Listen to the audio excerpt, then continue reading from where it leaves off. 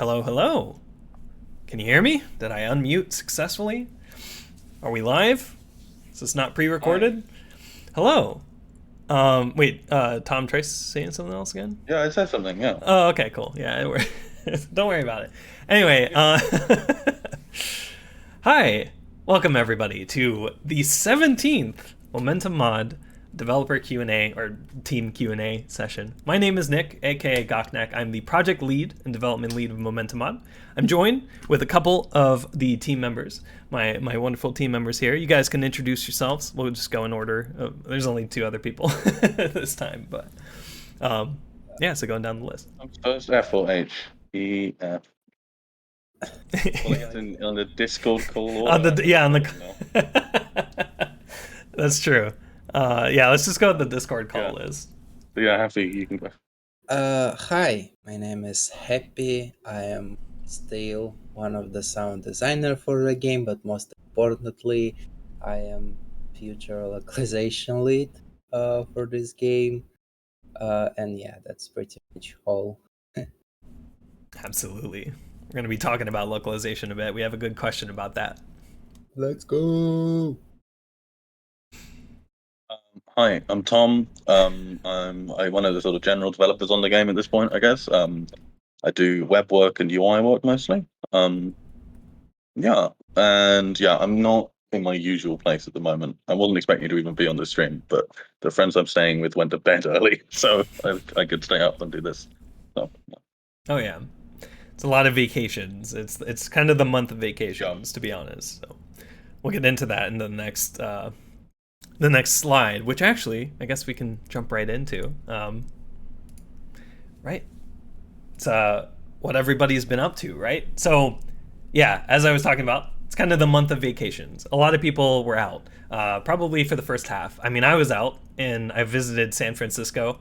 It was kind of later birthday present. I also, yeah, gained a year, so I'm a year wiser, a year closer to death.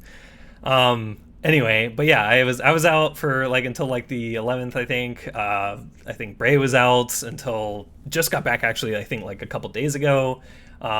People are also just traveling around and popping in and out. So in terms of like overall progress, kind of slowed down this month, but that's okay. Again, it's the summer. I would rather have the team enjoy the sun than sit inside and slave away on the game or something. But yeah. So for me in particular, now that I've actually come back from the vacation, I'm actually also started a new job, and yeah, that's fun getting used to that. But I'm in terms of momentum related work, I'm actually ramping back up. So been reviewing, been kind of giving advice on kind of different pull requests and stuff when possible. But for the most part, the code that I actually want to jump in on is more towards the map selector, because right now we're getting a lot of complaints about the lack of maps, even though we don't really have a lack of maps. It's more just the map selector caching, not going past like what it searches, right? So being able to kind of get all of the results of a search in your map selector and then being able to scroll through and kind of dynamically update your cache with all of the new maps and stuff like that. That's what I want to work on. It's pretty important that we get that in. But that's what I'll be doing for I guess the rest of the month and onwards. And that'll be kind of the like my priority is kind of getting those bigger architecture related things.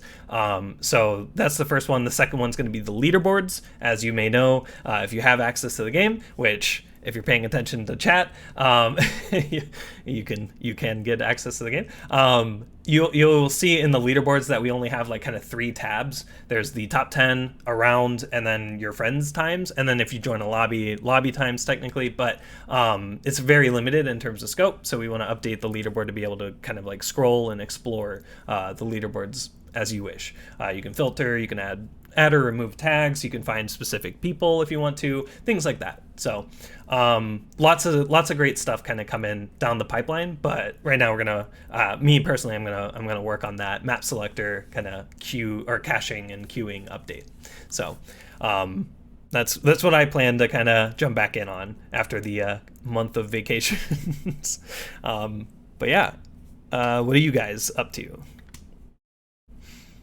Well, I guess it's me. Well, I didn't have a vacation this summer. It's all about work, work, work. And moving. But yeah, yeah. I probably question mark, I don't know, found the job as a translation lead. Basically, what we're gonna like in the game, but it's not the game related. It's just documents, sites, and stuff like that. And hopefully, I'll get a like positive answer from them on this Monday. And if everything goes alright, I'm gonna work as well Hell yeah. manager of linguistic projects position called. Yeah, and then in the free time trying to make music for payday still. Yeah, but kind of burned out. But hey, eh, it doesn't really matter. I'm here. That's what Yeah. the new track. That's what the new track in the intro. Oh yeah. For those that are Uh, keen. Yeah, kind of like small story. It's an old track. It's just the guy who's supposed to make the Oh. custom heist. He doesn't make custom heist. So Steve, please. Yeah, but I'm making the other one for Steve. So Nice. Steve, don't let me down. That's all for me. Yeah. And then Tom, Sorry, I was responding to someone in chat. you're all good. What am I doing? So I've been doing finishing up some web work recently. The web API rewrite is still ongoing. I'm moving away from that for a little bit though. Our goal with a rewrite is essentially we'd like to have most stuff sort of finished and the rewrite itself pretty much done by 0.3 around the end Yes. of that. And then for 0.10, which is when we're wiping anyway, we want to actually deploy the new API. So basically, we're not even really wiping; we're just moving to this new API. Right. And have stuff like map submission, and then something we're really aiming for. So I'm sort of managing my time where I want to do as much game stuff as I can, but also be on track to ensure that web stuff is done, even if it means me doing loads of web stuff. So I've been finishing up with that.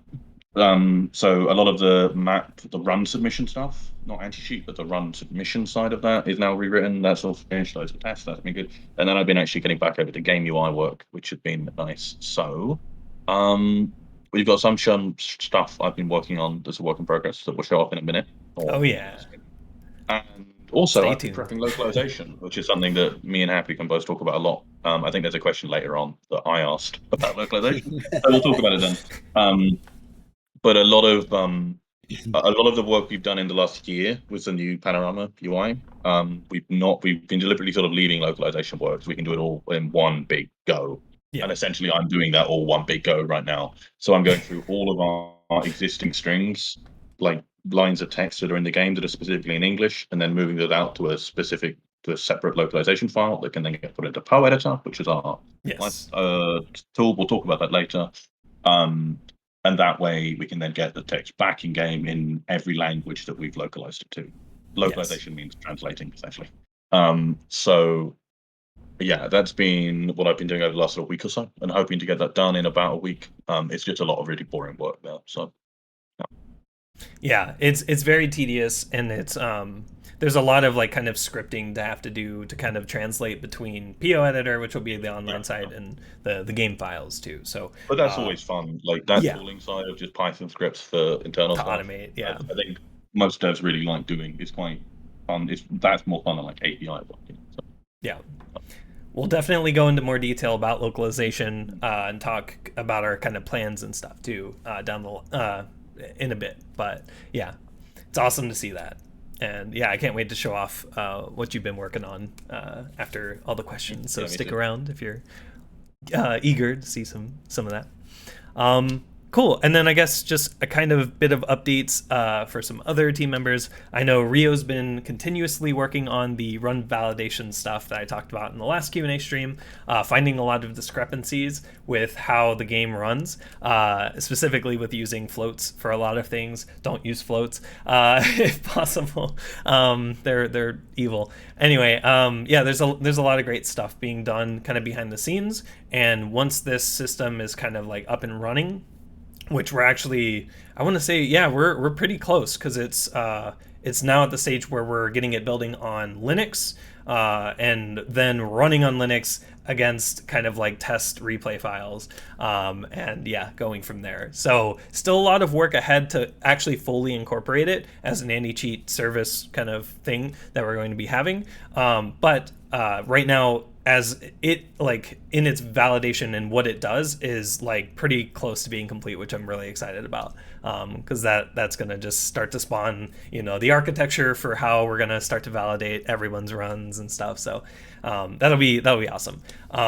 So Rio's doing great work there. I mean, I've been kind of out of the loop I've been kind of catching up with all of the other PRs. There's a lot of miscellaneous, because we're licensed with Valve. I believe Slidey took to bringing in the recent CSGO code fixes, not too recent though, but a ton of fixes for like security vulnerabilities and stuff.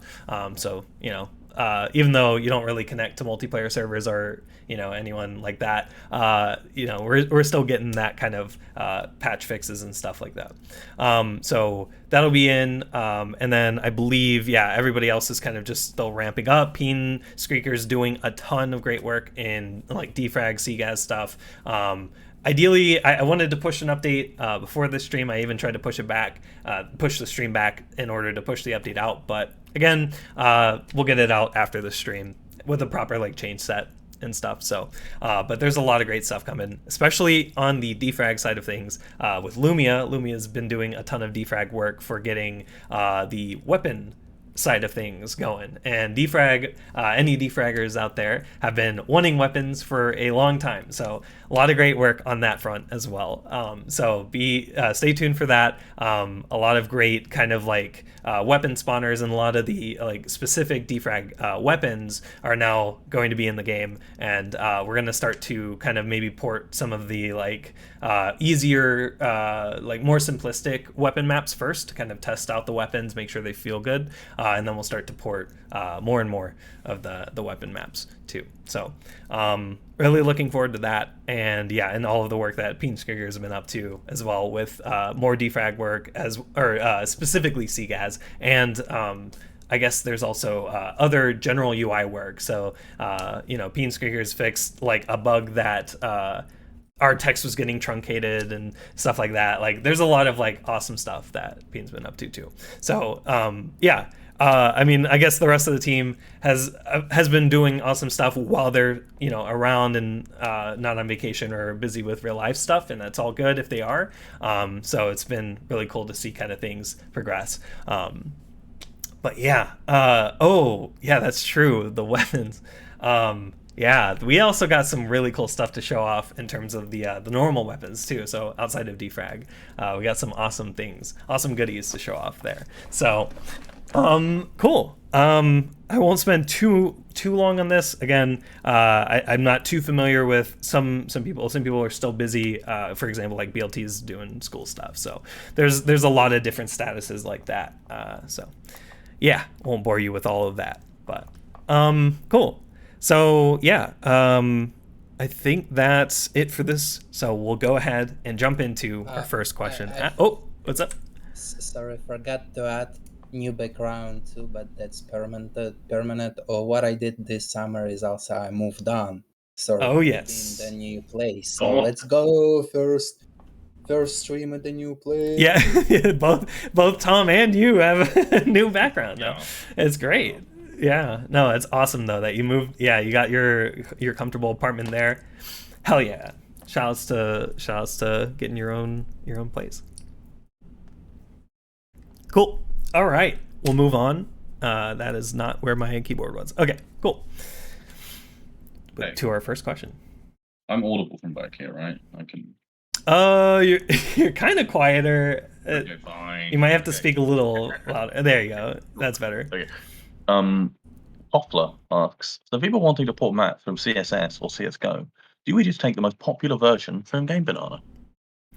So this is a great question. In fact, this is actually something that I would love to defer to Granis, but Granis is currently out as well right now. But there, There is the giant question of which kind of game has the better version. Usually maps for CSGO might be the more up-to-date one from the mapper, and that's typically the one we want to try to use. I know that a lot of people are used to CSS versions of maps because that, people play on CSS a ton for like Surf, right, and Bunny Hop. So if there are like these like CSS or CSGO versions, the main thing to keep in mind is that the game mode like Surf and Bunny Hop are built off of CSS. So if the CSGO version is built for the CSGO player model and bounding box size and like the different physics or whatever there, that might play into it a bit, in which case we would probably prefer the CSS one. But when it comes to like, if the CSGO port was either done by the mapper or just updated by the porter or whatever to,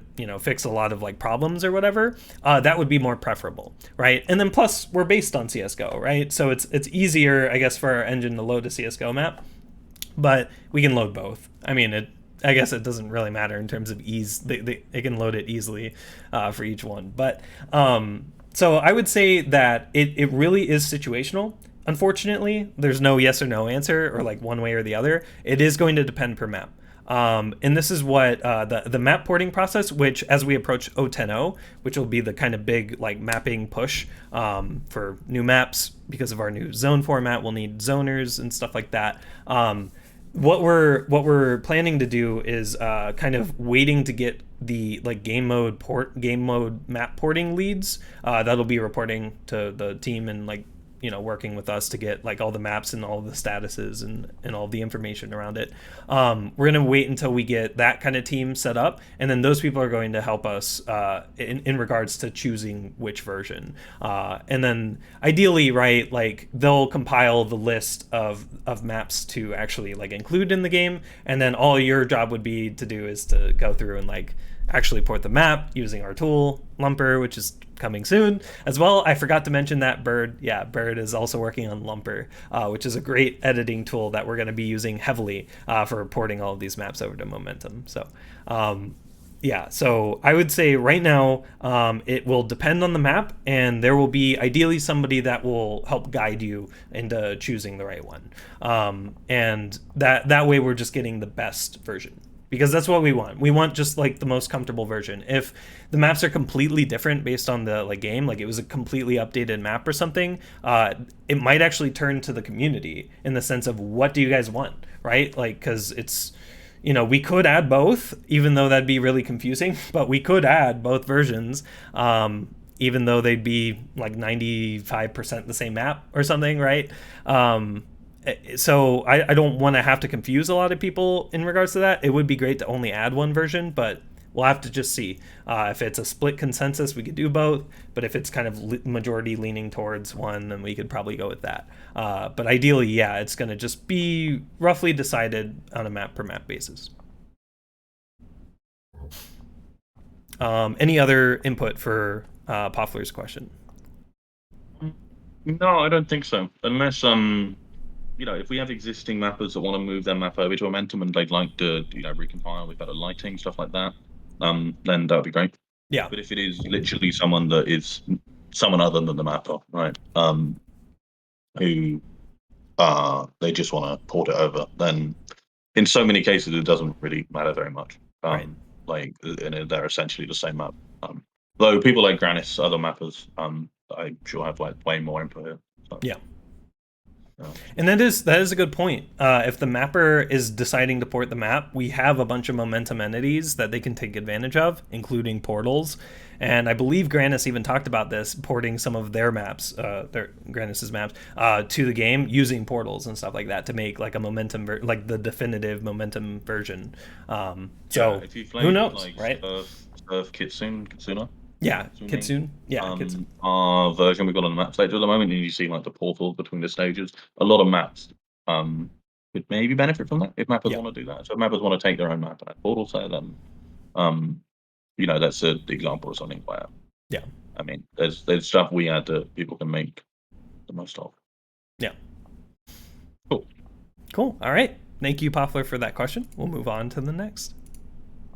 My laptop is being too slow to connect to fucking Google Sheet for some reason, so I'm doing it on my tablet. Gotcha. And Neen asks, what features does using DirectX bring over DirectX 9? Is there anything particularly exciting for Momentum mod? I can start here maybe. Yeah. So for the first thing is DirectX 9 is fucking ancient and is not nice to work with, and the developers shouldn't be forced to work with it because it's crap and it's really old. For reference, the first version came out in 2002. The first version of DirectX 9 came out in 2002. Right. And I forget DX11, when the last. Yeah. DX11 I think was 2008. Yes, 2008. So this is moving to DX11 is to something that only came out in 2008. Right. DX11 even isn't cutting edge anything. Right. Like currently DirectX 12 is the latest, but it's maybe the DX13 in the works currently is hard to say. So yeah, DX11 isn't even like the spring chicken. But it's much nicer to develop for, and it's easier to maintain. And so whilst CS:GO might still be DX9, and Valve don't care about that stuff and care about updating CS:GO to DX11 or whatever. Who knows if we're going to do it on Source 2, whatever. For us, we like actively developing this game and want to be able to do new stuff with it, and doing that on DX9 would be absolutely horrible. And so we're very fortunate that we have SlidyBat, who has put an enormous amount of time and like serious expertise into porting Source 1 to DX11, which as far as I know, maybe Desolation has done it as well, I think, maybe, I'm not sure. But with, we're on DX11 whilst Valve's still DX9, so we're like ahead of them in a really pretty very, very major technology here, which is great, and we're very fortunate. In terms of benefits, so in general, if it's utilized well, if DX11 is utilized well, you can expect better performance because your DX11 is going to be utilizing modern hardware better. So the optimizations in a modern GPU is going to be better utilized, or the tech in modern GPU is going to be better utilized by DX11 and later because it's using features in the hardware. But in terms of just actual visuals, there's not much we've done yet, though PBR has improved a little bit, though I think those improvements are in DX9 as well. Yeah. So DX11 gives a shader model, I think 4 and 5, whilst DX9 is stuck on shader model 3, and I think we even support some stuff that doesn't even have shader model 3, it's only 2. So there's stuff like tessellation shading, which in terms of real-time tessellation, I don't know much about. I would say in terms of stuff that we're interested in, things that will benefit just mappers in terms of what you can do in your maps. There's not a immediate, like, PBR is really good and is honestly the best thing we've done shader-wise, in my opinion, even though not that many people use it. Though that does work on DX9. DX11 is, so right now we've not done that many improvements. In terms of future stuff, it will allow us to, it makes developing shaders a lot nicer. Yes. It's the start. So I would say, whilst there's some stuff that honestly, some aspects of PBR that I would like to improve, we could in theory do on DX9. It's much nicer to do on DX11. It's much less horrible compile one. And then looking into some techs in the future that you get from shader model 5, there's definitely more we could look into there. Though honestly, off the top of my head, I'm struggling to remember SM5 features and stuff. You get the geometry shader, which is I won't go into the technical stuff, I guess, but in some cool shader effects we're really interested in, you'd only really want to do on the geometry shader. And in terms of how shading works, I mean, the geostatic shader is a real step. It's a very new, separate feature that is just not in previous versions of shader model. So maybe that's a bit technical, and I don't even know this stuff that well. But and tessellation. Yeah, tessellation for sure, and we might well utilize that more in the future. So we'll definitely make use of graphical improvements that we get that we could only do in DX11 in the future that we couldn't do on DX9. But now, for the most part, it is just a performance boost and easier for us to maintain. I know a small number of people might still be on like Windows XP or whatever, or on a really old graphics card. Even if you're on a bad like new laptop, if you're onto like Intel integrated GPU, that will still support like DX12, right? A modern laptop, even if it's a crap card, still supports stuff. The only stuff that people that really lose out are people that are on very, very old graphics cards, like I think for Nvidia, it's stuff below the GTX 400. So it's nine. I was going to say GTX 960. No, I No, think it's 400. 460. Yeah. Yeah, so it's way back. Yeah. So a lot of this is now we've done this, it makes development a lot easier, and so that's the kind of thing that excites me more than in a way than like some of the potential shading stuff because Yeah. I do development stuff. But there's definitely graphic a little. I'm rambling. There's definitely graphics improvements that we can get from it. Yeah. And we'll see more of in the future. But if anything, honestly, it's kind of if we hadn't gone to DX9, I can't really imagine any of us really wanting to work that much more on the graphic stuff or really improve stuff, especially for campaign. It would be really annoying trying to do like the if we were still on that I'm sure we'll want to do for campaign on DX9. Yeah. I mean, fuck me, it's bad. But yeah, I'm waffling a bit. But yeah, the main thing that I wanted to point out that you touched on is just the interoperability between Linux and Windows graphics development. Because on DX9 we had to use 2GL. And 2GL is very limited. There were actually some things in the PBR shader we just couldn't support on Linux on DX9 because it's just the limitations of that like abstraction layer. However, with DirectX 11, we're able to use DXVK. So we're on DirectX 11 on Windows and DXVK on Linux, and it's like pretty much par for par compatible. I mean, it is a translation layer still, so it's not as good as native Vulkan or native OpenGL for Linux, but it's much better than DX9 and 2GL was. So that, and then with DirectX 11 you get much better graphics debugging tools. So hey, my map is looking really weird at this specific save lock and stuff. You can send that to us and we can actually debug it, go frame like through the frame in terms of like how it's rendering and see exactly which shader, like what's happening as compared to DX9, which I don't even think we had any like graphics debugging tools that did really well for that. So yeah. And then there's other miscellaneous benefits. So another thing is asynchronous resource pre-caching. So being able to, during map load, just basically spawn a bunch of threads to pre-cache assets that the map uses, as opposed to thing by thing, right? Like one model at a time, one texture at a time, sending it into a pre-cache state. There's still a lot of work we actually have to do to kind of decouple the material system around that, because it's still assuming that we're in DX9. And then another thing to note, touching on that performance, is the DXGI flip model, where borderless windowed is the exact same as full screen windowed now. You can play, and we actually default to borderless windowed because there's no input lag. Like we actually took advantage of the specifically the like Microsoft like it's called the DXGI flip model, and like it specifically tells Windows to like, hey, like this application should be run as if it were in full screen. And so yeah, there's input delay or anything is gone, you can instantly alt tab. That kind of like benefit is there too. So yeah, it's mainly just a modernization thing that we just don't want to support DX9 anymore, because it's like realistically it's just not going to be possible in the long run if we want to continue to support later and later OSs as well, as drivers are just stopping optimizations for DX9 and starting to optimize more for 11 and 12. We got to be kind of on top of that. So DirectX 11, I mean, the ultimate kind of switch would be over to a Vulkan renderer, right? But that would be way down the line. We don't have enough engineer talent that would be able to kind of tackle that and own it. Slidybat, who did the DX11 switch, is more experienced in DX11 than even 12. So like we chose DX11. And it's so far so good.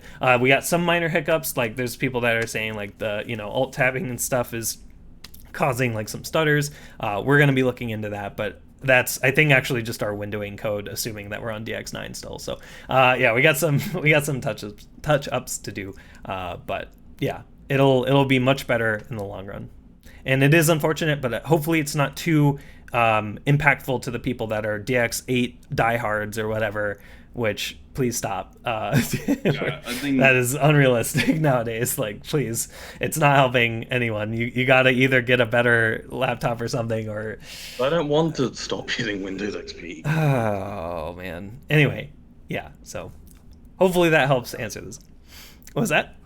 Kind of related. Sometimes people have asked, like, why did you bother with DX11 when DX12 and Vulkan exist? And I think the thing a lot of people don't realize is that there's kind of a generational split between like OpenGL, DX11 and earlier, and Vulkan and DX12. Like those two APIs are very, very different, and it would require like massive restructuring to really make use of those. So yeah, sometimes people ask about that, and it would be a really cool goal because we could get even more performance out of either of those APIs. But exactly. There'd be like at least 10 times as much work required for something like either of those. Yeah. Yeah, I couldn't even begin to quantify it because it's like we would have to bring on an expert or have reference, to an expert in one of those graphics libraries. Lumion knows quite a bit about it now. I mean, it's like in terms of like implementing it into a game engine though too, right? Like, because that's the thing is like Source is coming from DX9, which does things a particular way, and we've kind of like made it into DX11, and like we're still going to expand on that. And then it's like, okay, taking the DX11 renderer, importing it to either 12 or Vulkan is probably easier, especially if we start to do things like the asynchronous like related rendering and stuff like that. So yeah, I think we probably have to re-architecture the entire renderer because what we have right now is basically just, it's like the Quake renderer taken to its extreme limits. Pretty much. We would have to like really switch to a completely different sort of paradigm to make use of any of the really new stuff. Well, a lot of what we're doing with Momentum and Chaos is we're really just making the best out of Source 1. Where there's definitely real limits to Source 1 and reasons why you just wouldn't want to keep using this engine. This isn't the limits that Valve have, and a big reason that Source 2 exists, and a lot of the changes they've made are in that way in Source 2. With Momentum and Chaos, we're still Source 1, but we're just really cleaning stuff up and making it sort of as good as you can use it in 2020, and so on. I'm rating my curtains. Thanks, Douglas. They're not my curtains. Sorry. And so in that regard, what Lumia says makes total sense, right, in terms of this generational shift. We're getting to sort of the DX11, which seems to be sort of the latest, or the sort of most modern we could get, still within the sort of paradigm, Source 1 paradigm we're in, and it's... And universally supported. DX12 isn't universally supported. Even, I think, like, even the, what was it, like 700, like, I would have to see the cutoff, but it's like, it's even worse. Like, if you think DX11's cutting people off, 12 and Vulkan even start to cut people off even sooner than GTX 400. So, yeah. It's just the best choice we can make with our given talent and given experience and just the time that we have on the project. Yeah. And we talk about all this, but honestly, what Slidy's done on DX11 is enormous, and it boasts a massive amount of work and just like knowledge required to do it. Yes. And yeah, we don't want to diminish that achievement too much, but yeah. These are shower curtains. There's actually a shower back. Anyway, any other feedback for this question or input? All right, thank you, Neen. We'll move on to the next question. Jonas asks, will you allow large skips that are not intended by the map author on the leaderboards? So this was actually answered a couple of times in the past, but I'll rehash it. So we are leaning more towards the map author's intentions. If you break a map in a way that a map author does not want, obviously that sucks, but in the sense that if it's annoying to where a map author wants to patch it and make a new version of the map, it's completely within their right to do so. We want to make map authors the happiest, right? So in that case, where if the map author cares about it a lot and wants to patch it and make an updated map, maybe we write it down in our notes when we're reviewing maps, right? Like to check for these kinds of skips or whatever. Then, like that's kind of the path we want to take. The map author, especially. Sorry, what was that? Are we talking about ports on new maps there? So I'm talking about new maps specifically. So if the map author is, if it's a newer map or the map author is around and still, cares about it. Again, we're a fresh slate. So I'm hoping that map ports, especially if map authors are still kind of involved in the community, that they would let us know if certain things are allowed or not on their maps. Right. I'm hoping that communication at least is established. But yeah, the overall goal there is to just make it so that, the map authors should have a say over their map, because it is, their map. Even if people are really enjoying the skip or something, they should take that into consideration with their decision, but we're going to respect what the map author says there. When it comes to ports, it's really going to be more of a community decision. If it's a skip that is crazy, or just is unfun, or relies on something that's broken or something, we could look into fixing that, and patching out the skip or something. But if it comes to maybe this is a skip that does take a lot of skill to do, but it's still a valid skip and we don't have the map author around, we could do a community poll on it, or we could just kind of assume that, this is the level of skill you have to demonstrate, right? So it really just will depend on the map, and specifically the circumstances around whether or not the map author is still involved, and whether or not the community also wants to vote and be civil about it too. That's kind of our approach. And keep in mind that our zone system in the future will be updated to require zones. So, by default, all the zones that you put down will be required to hit. You can turn off specific ones that you don't need people to hit, and stuff like that. So the zone system in the future is going to get a nice overhaul. So it's going to be very flexible. If you want to allow skips or just want to see what kind of crazy routes people can get up to, you can turn off a lot of zones, turn them into optional zones. Yeah. I do want to add there, though, that we will be having our map review process where when people do submit a new map, it won't be immediately added. It will have a testing period first, but people can comment on that stuff. And ideally, if there are really major skips there, they'll get found in that period, and the mapper can then choose to change them. Because if we don't ideally want to be resetting leaderboards, right? So if a map does have a ton of times on it, then those times are still maybe not quite as the mapper intended, but still considered a good run. You don't necessarily want to just wipe all those and completely replace it with a new version of the map. So ideally, if that stuff does happen, that if those skips that the mapper really doesn't want are found in that testing phase, then they can be changed then, as opposed to as we implement the leaderboard. That being said, we still do want mappers to be able to control if some skip that just completely ruins the flow of the map is found. Then, right now, suppose sort of the inverse happens and a skip is found that the community really doesn't like, but the mapper wants it to stay. What do we do in that case? We are respecting the map author's wishes on that, so we'll stick to that. But I mean, realistically, if this is somebody that's not listening to the community, if there's a overwhelming majority of people that want that skip gone or patched or something, and the mapper's not listening to it, it's just, I'm more of the belief that it'll kind of solve itself with the community not bothering or not competing, right? If they don't want to play it, they won't. And it sucks, but hey, if you listen to your community and listen to people giving you feedback, you'll make a better map. Yeah, maybe if there's an existing port that then the mapper came back and said, "Oh, actually, I don't want you to be able to do." I'm trying to think of some map that has a really classic skip that suddenly that mapper came back and said, "No, you do it the way I intended." Right. Any of the ramps on Surf Egypt or whatever. Right. Yeah, Mario and I think that definitely in Lumia's case, it would be the map was ported with the fix and the mapper comes back and is like, hey, get rid of that fix. That's, bullshit. That was some server did that or something. In that case, right, that's a matter of we're respecting that wish. We're going to release the fixed, or the map without that.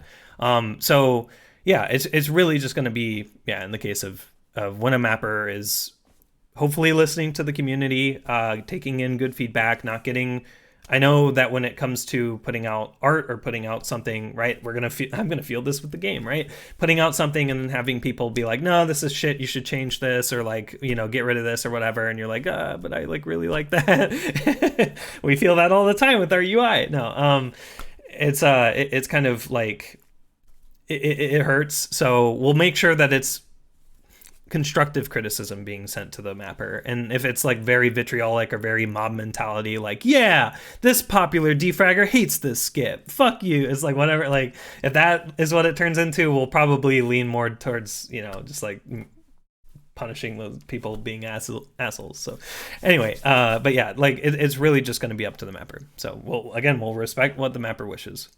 in every regard, because again, it's their map, it's how they want. No, I mean within reason, right? Like if somebody is like zooted off of their mind and they come back in and like message me and they're like, remove all of my maps and replace them all with like all this like hardcore porn or whatever or something, you know, like obviously we'll have limits. In that case, it really does depend on the porn. Yeah, exactly. Right. The shift changes to the content that we're getting. Anyway. But yeah, I mean, there's gonna be limits of like, obviously, like, okay, if a mapper is gonna be like, no, I need to redo this map after it's been out for a year and a half entirely. It's like, okay, just make a new map, right? Like at that point, it's a new thing, right? Like, you know, if it's like, oh, the map was released, it went through whatever, like testing and then released, and then like 2 weeks down the line, oh crap, there's this huge skip, you know, we'll fix that, patch it and stuff like that. So like there's, you know, it's timing plays into it too, the reasonability with that, but we will be leaning more towards mappers like requests there. How much of this is going to be like codified and written down so people know what they're getting into before they submit a map to us? All of it. All of it. I want the map review process completely public so that mappers know exactly what we're looking for. And I want all of like the community. Oh, sorry, what was that? I would just say around the same time we're doing the porting guidelines as well for OGN. Yes. Is when we'll like really get this very, very thoroughly down. And yes. A lot of typing. It should absolutely be up there with our community guidelines. It's basically a community guidelines for submitting a map. So that's, yeah, we'll put that in place. But absolutely, it should be codified. It should not be word of mouth. Cool. Any other input for this question? All right. Thank you, Jonas. We'll move. Did you just eat something from outside the window? Really got him. It's a grapes. It's a convenient. Oh yeah, passerby is just giving you some jelly bean. Delicious. Yeah, no, you know, when you're hungry, get some window grapes.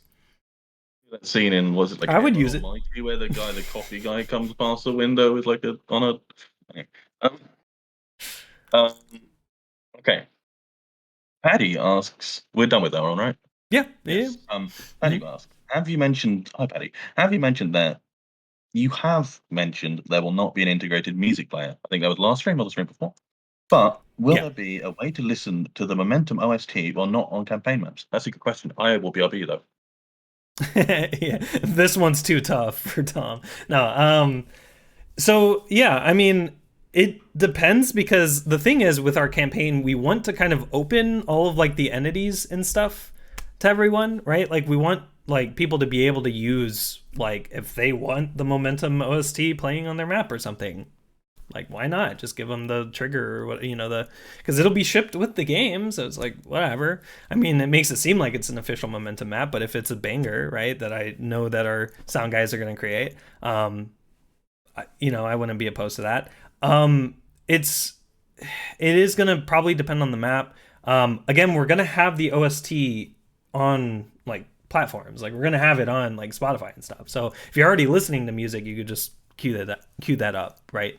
That'd be cool. And I think I even joked about it like in the last stream that like we can make like game mode playlists, right? Like we can make like chill, you know, liquid drum and bass for surf or defrag or something, you know, like there's a bunch of different like moods that you could set for playing the game that we could try to do externally. And then obviously, yeah, when you're playing the campaign, you will actually have the OST playing through the map.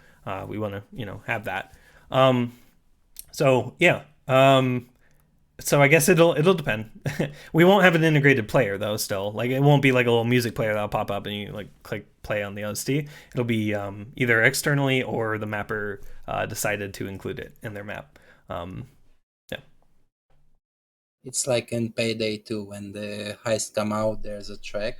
Oh yeah. Heist, but you can select every other tracks that were in the game already. So yeah. That is a good point though in chat about how OSR or like RuneScape and like having kind of just like a setting, right, of like map music like being able to play a track or something, or play all of the tracks or something in the way that's like, it's not necessarily a player, it's just more of like a setting that's like, hey, I like the OST, play a random OST sound on any third-party map that doesn't have music or something, right? Like have it be like that, where it's like, hey, like, you know, the game will pre-populate it. Obviously it'd be like opt-in or something, so bangers only, yeah. So we'll see. I mean, it's not a bad idea to kind of have it be like an automatic, like, oh, and then you can choose, and like it'll just handle playing it, because there's absolutely ways to just do that, like just have it play. I just don't want to design like a media player, basically, because that's like, it's not part of the. We have the replay controls. We could, nah, we can't reuse that. So yeah. There will be ways. There will be ways to listen to the OST externally as well. So, you know, at the very least, you'll have that. Yeah, literally exactly how OSRS has it. We'll have Sea Shanty 2 just on loop. Anyway, I think, is there any other input for Paddy's question here? Personally, for me, no. Okay. Tom is still away, so Happy, do you want to ask the question, or should I just read it? Can you? I don't have it open. Can you read it, please? Okay, I got it. Oh, it's actually it's a good question for me to take too. Anyway, so all right. So yeah, Resistance is Futile asks, could we have a spoiler for the campaign's plot but like without any context, So, I've been thinking about it. Like I was thinking about giving like a meme answer to this, but like I don't know. Like I don't know of one, because like it could, even though we're memeing, it could actually come true.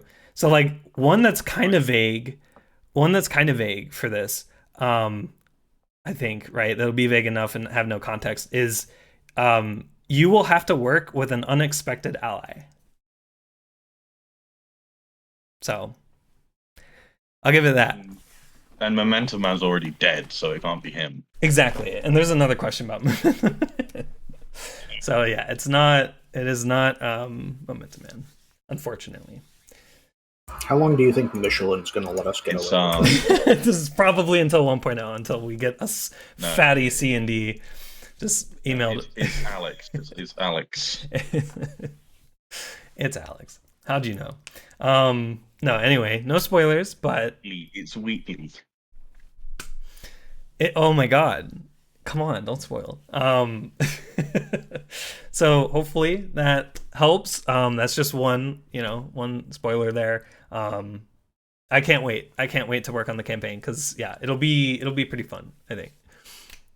Pretty fun to dig into the story.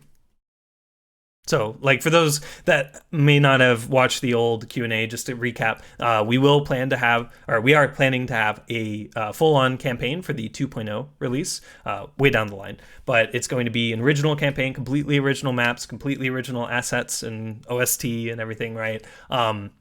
And the goal of it is to kind of make it more gameplay oriented. So if you don't really care for a story, and we know it's speedrunning related, right? I used to speedrun Half-Life 2 back in the day, right? We don't want to get in the way of like you enjoying that. And there will even be like a built-in speedrun mode and stuff like that. Like we'll fully cater to it. But if you want to explore the story, it'll be more of kind of like a optional or like hidden thing that you have to go and do. So, yeah.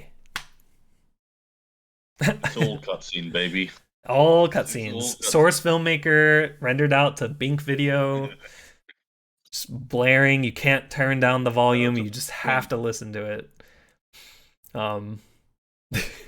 Anyway, thank you for this question, Resistance. We'll move on to the next. TMob. Hey, TMob asks, will the learn sections give us lore on Momentum Man's upbringing / villain backstory? Maybe even meet his movement teachers. You can't teach a god. Yeah, honestly. I think he is, the ultimate teacher. You have to just learn. You have to follow in his footsteps, trace his steps, see how unlock the mystery. Yeah. Momentum Man. Momentum Man. Zeus. Anyway, yeah. So. Well, the learn section to give us lore. No, the learn stuff isn't going to be related to the campaign. Well, not lore wise. We might try to stylistically tie it in.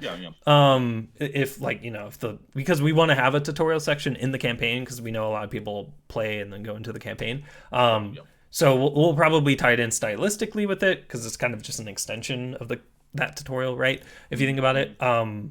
Or we might go in its own style, kind of like how you see in the background of these questions, right? You know, like this background here. So I think there's some stylistic ideas we have already for the campaign, but that would be the only tie. Yeah, but it would never tie in with the lore. No, and I'm not trying to meme you. Yeah, no, doing something like stylistic signs like that would be nice. Also, it'd be nice for assets for the learn section in the future. Oh yes. Yeah. Yeah. It's not open substance like in about a year.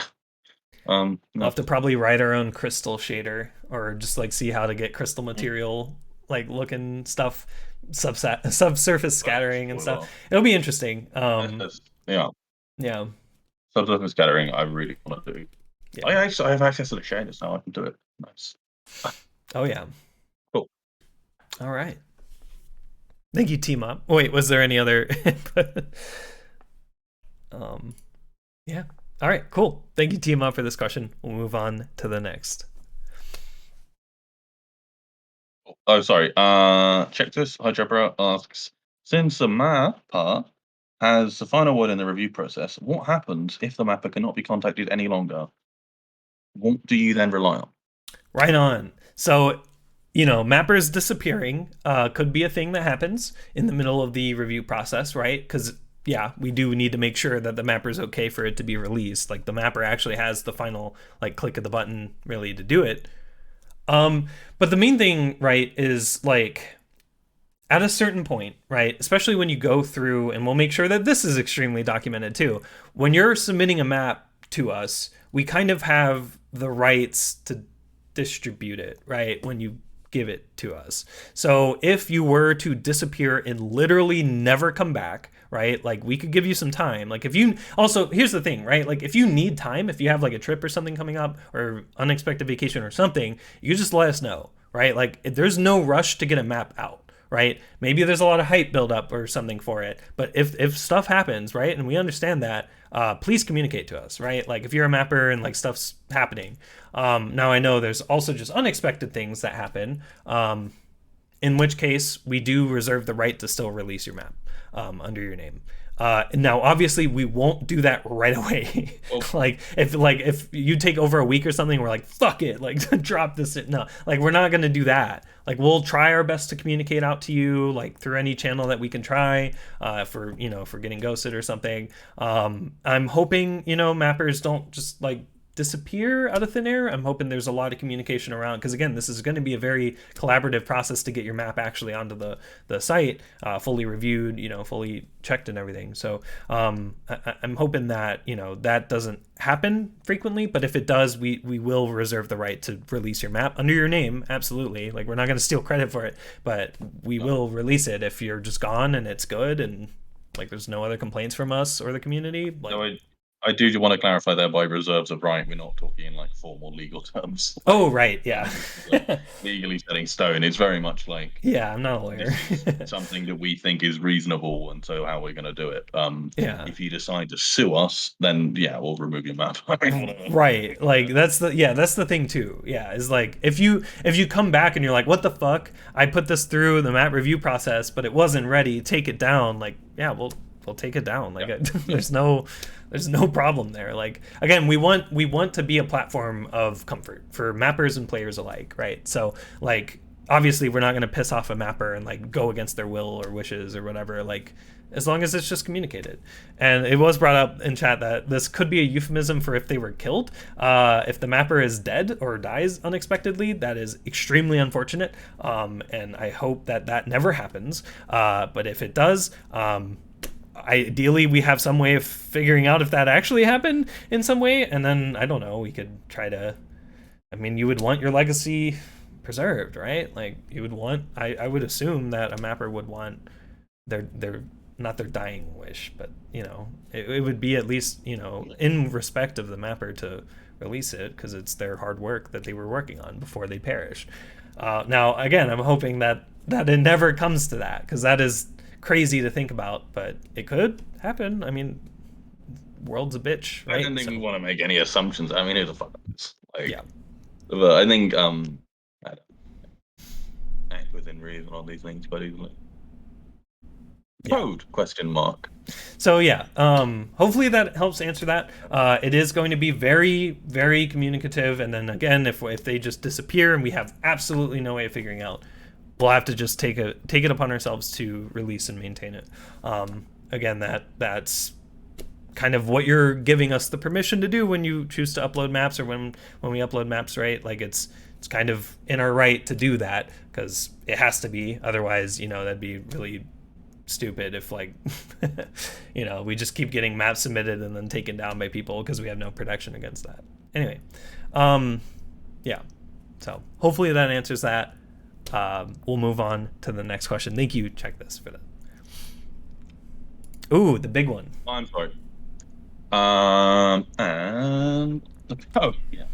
Fingerprince. Hi, me. I speak another language. How would I get a key? What language do you speak? Language of love. Yes. No. There you go. I actually don't speak any other languages, I'm afraid. So happy. You go. I guess that's where I'm starting to say things. All right. So again, as you guys know, we're gonna make localization for this game. If you speak another language, and if you wanna help us translate the game on your language, it's a really great way to get a key. Not just because you're gonna put effort into translation, but just for some testing purposes, I believe, right? Yes. You have to make sure it works in game. Because even though I'm the one lead, I'm not gonna be able to see every languages in the game, right? I guess that's the point where I kind of go into how are we going to make translations, right? Localization in general. So we gonna have language, Russian, for example. We're gonna have Russian translations, right? And Russian translator and Russian localization lead. In that case, that is me. Yes. Just because I don't know other languages, right?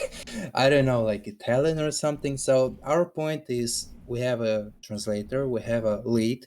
We're gonna open up the Google document where you can submit for the role you want. It's actually PO editor. Yeah, it's not gonna be a Google Doc. It'll be PO. Well, no. There'll be.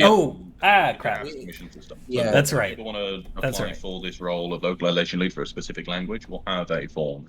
I got mixed up. Sorry about that. Within the next week. Sorry about that. You can continue. I thought you were talking about that.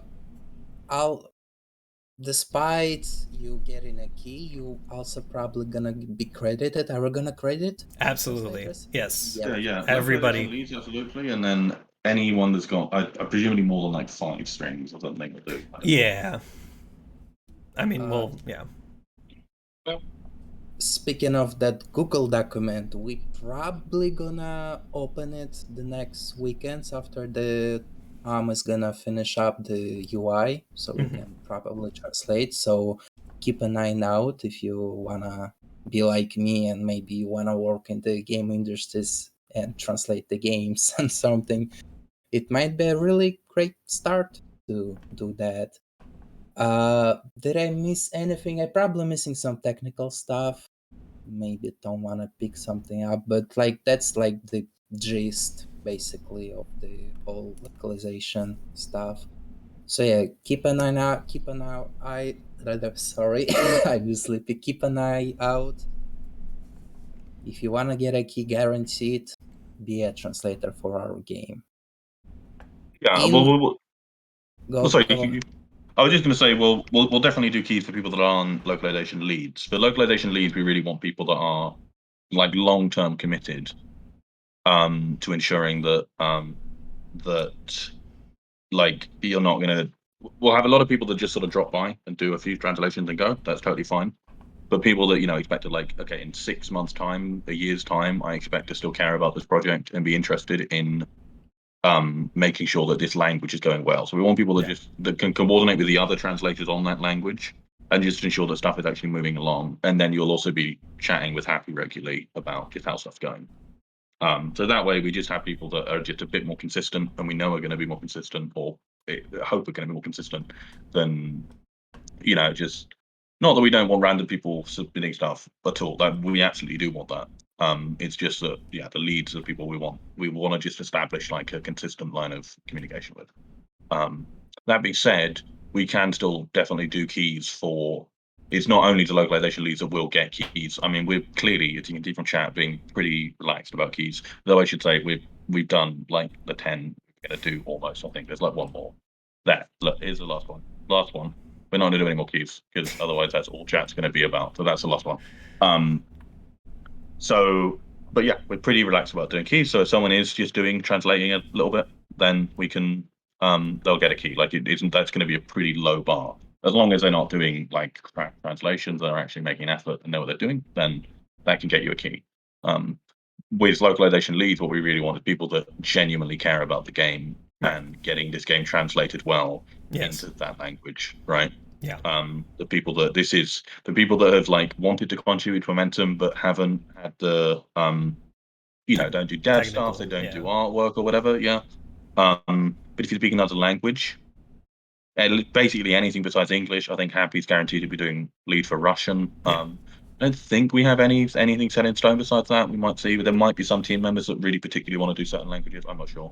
But there's good like 20 or so localization lead roles that you could be one of those, and that would be a really, really major way you could help out with the game, because you'd be as the person most responsible, not the only person responsible, but the person most responsible for doing that specific language, which is potentially hundreds, thousands of people playing the game in that language. So exactly.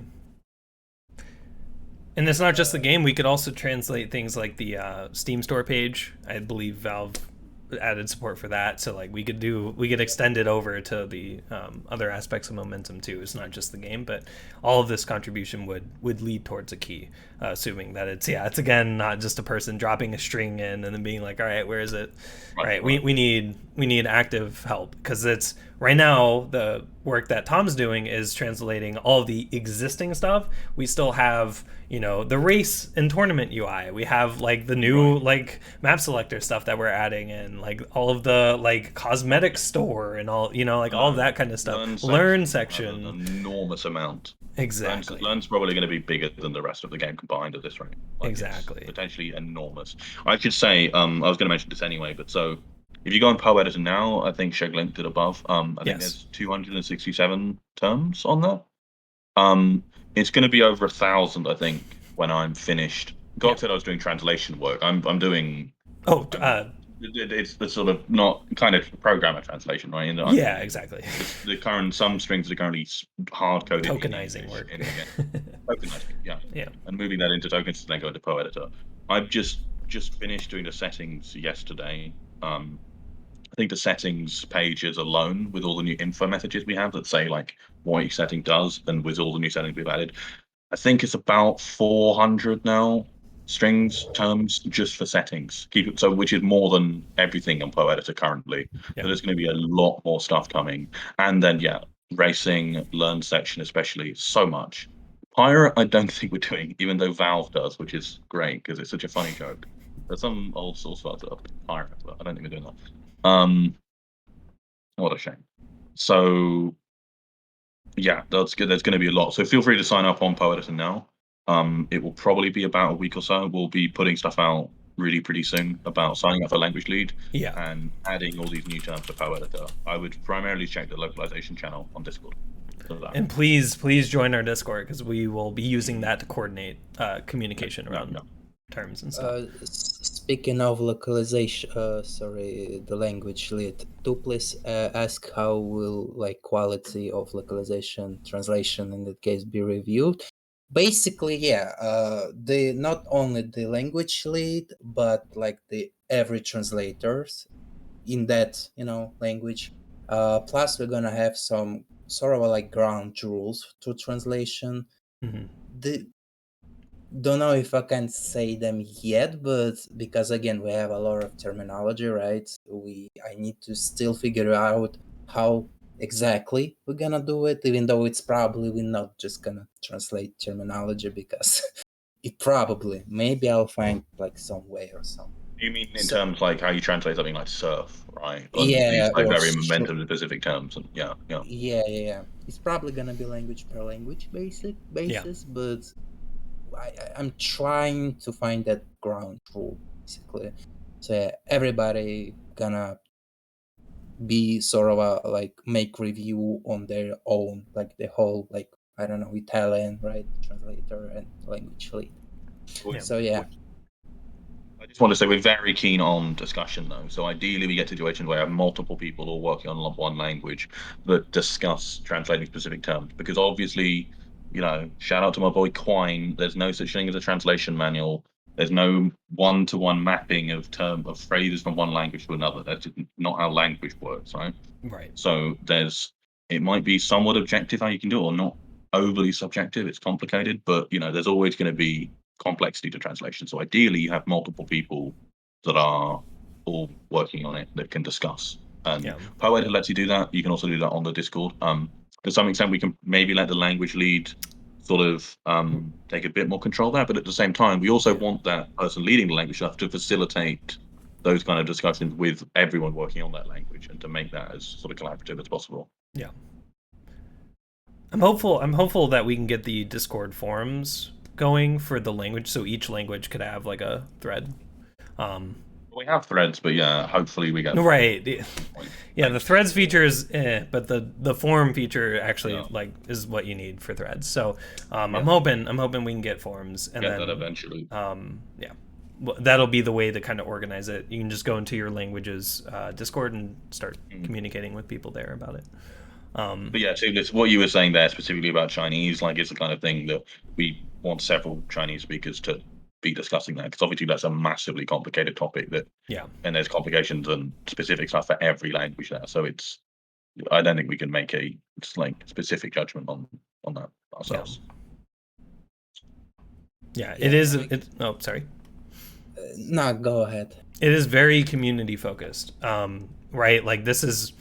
Again, I took a bit of Spanish in high school, and I took one for university as well. But I'm not fluent in it too much. And like this, like that's what I mean is like we only have a limited scope of like what we could cover, and there are some people on the team that could probably step up to be these language leads. But we're ideally, this is ideally going to be a very community heavily focused effort.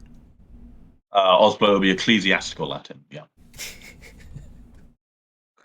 And I guess to kind of wrap this question, I'm sorry if I'm gonna say it wrong. Iketan. Sorry, somebody in the chat asked, "Do we need Norwegian translation?" Sorry, I didn't pronounce it. I'm You're all good.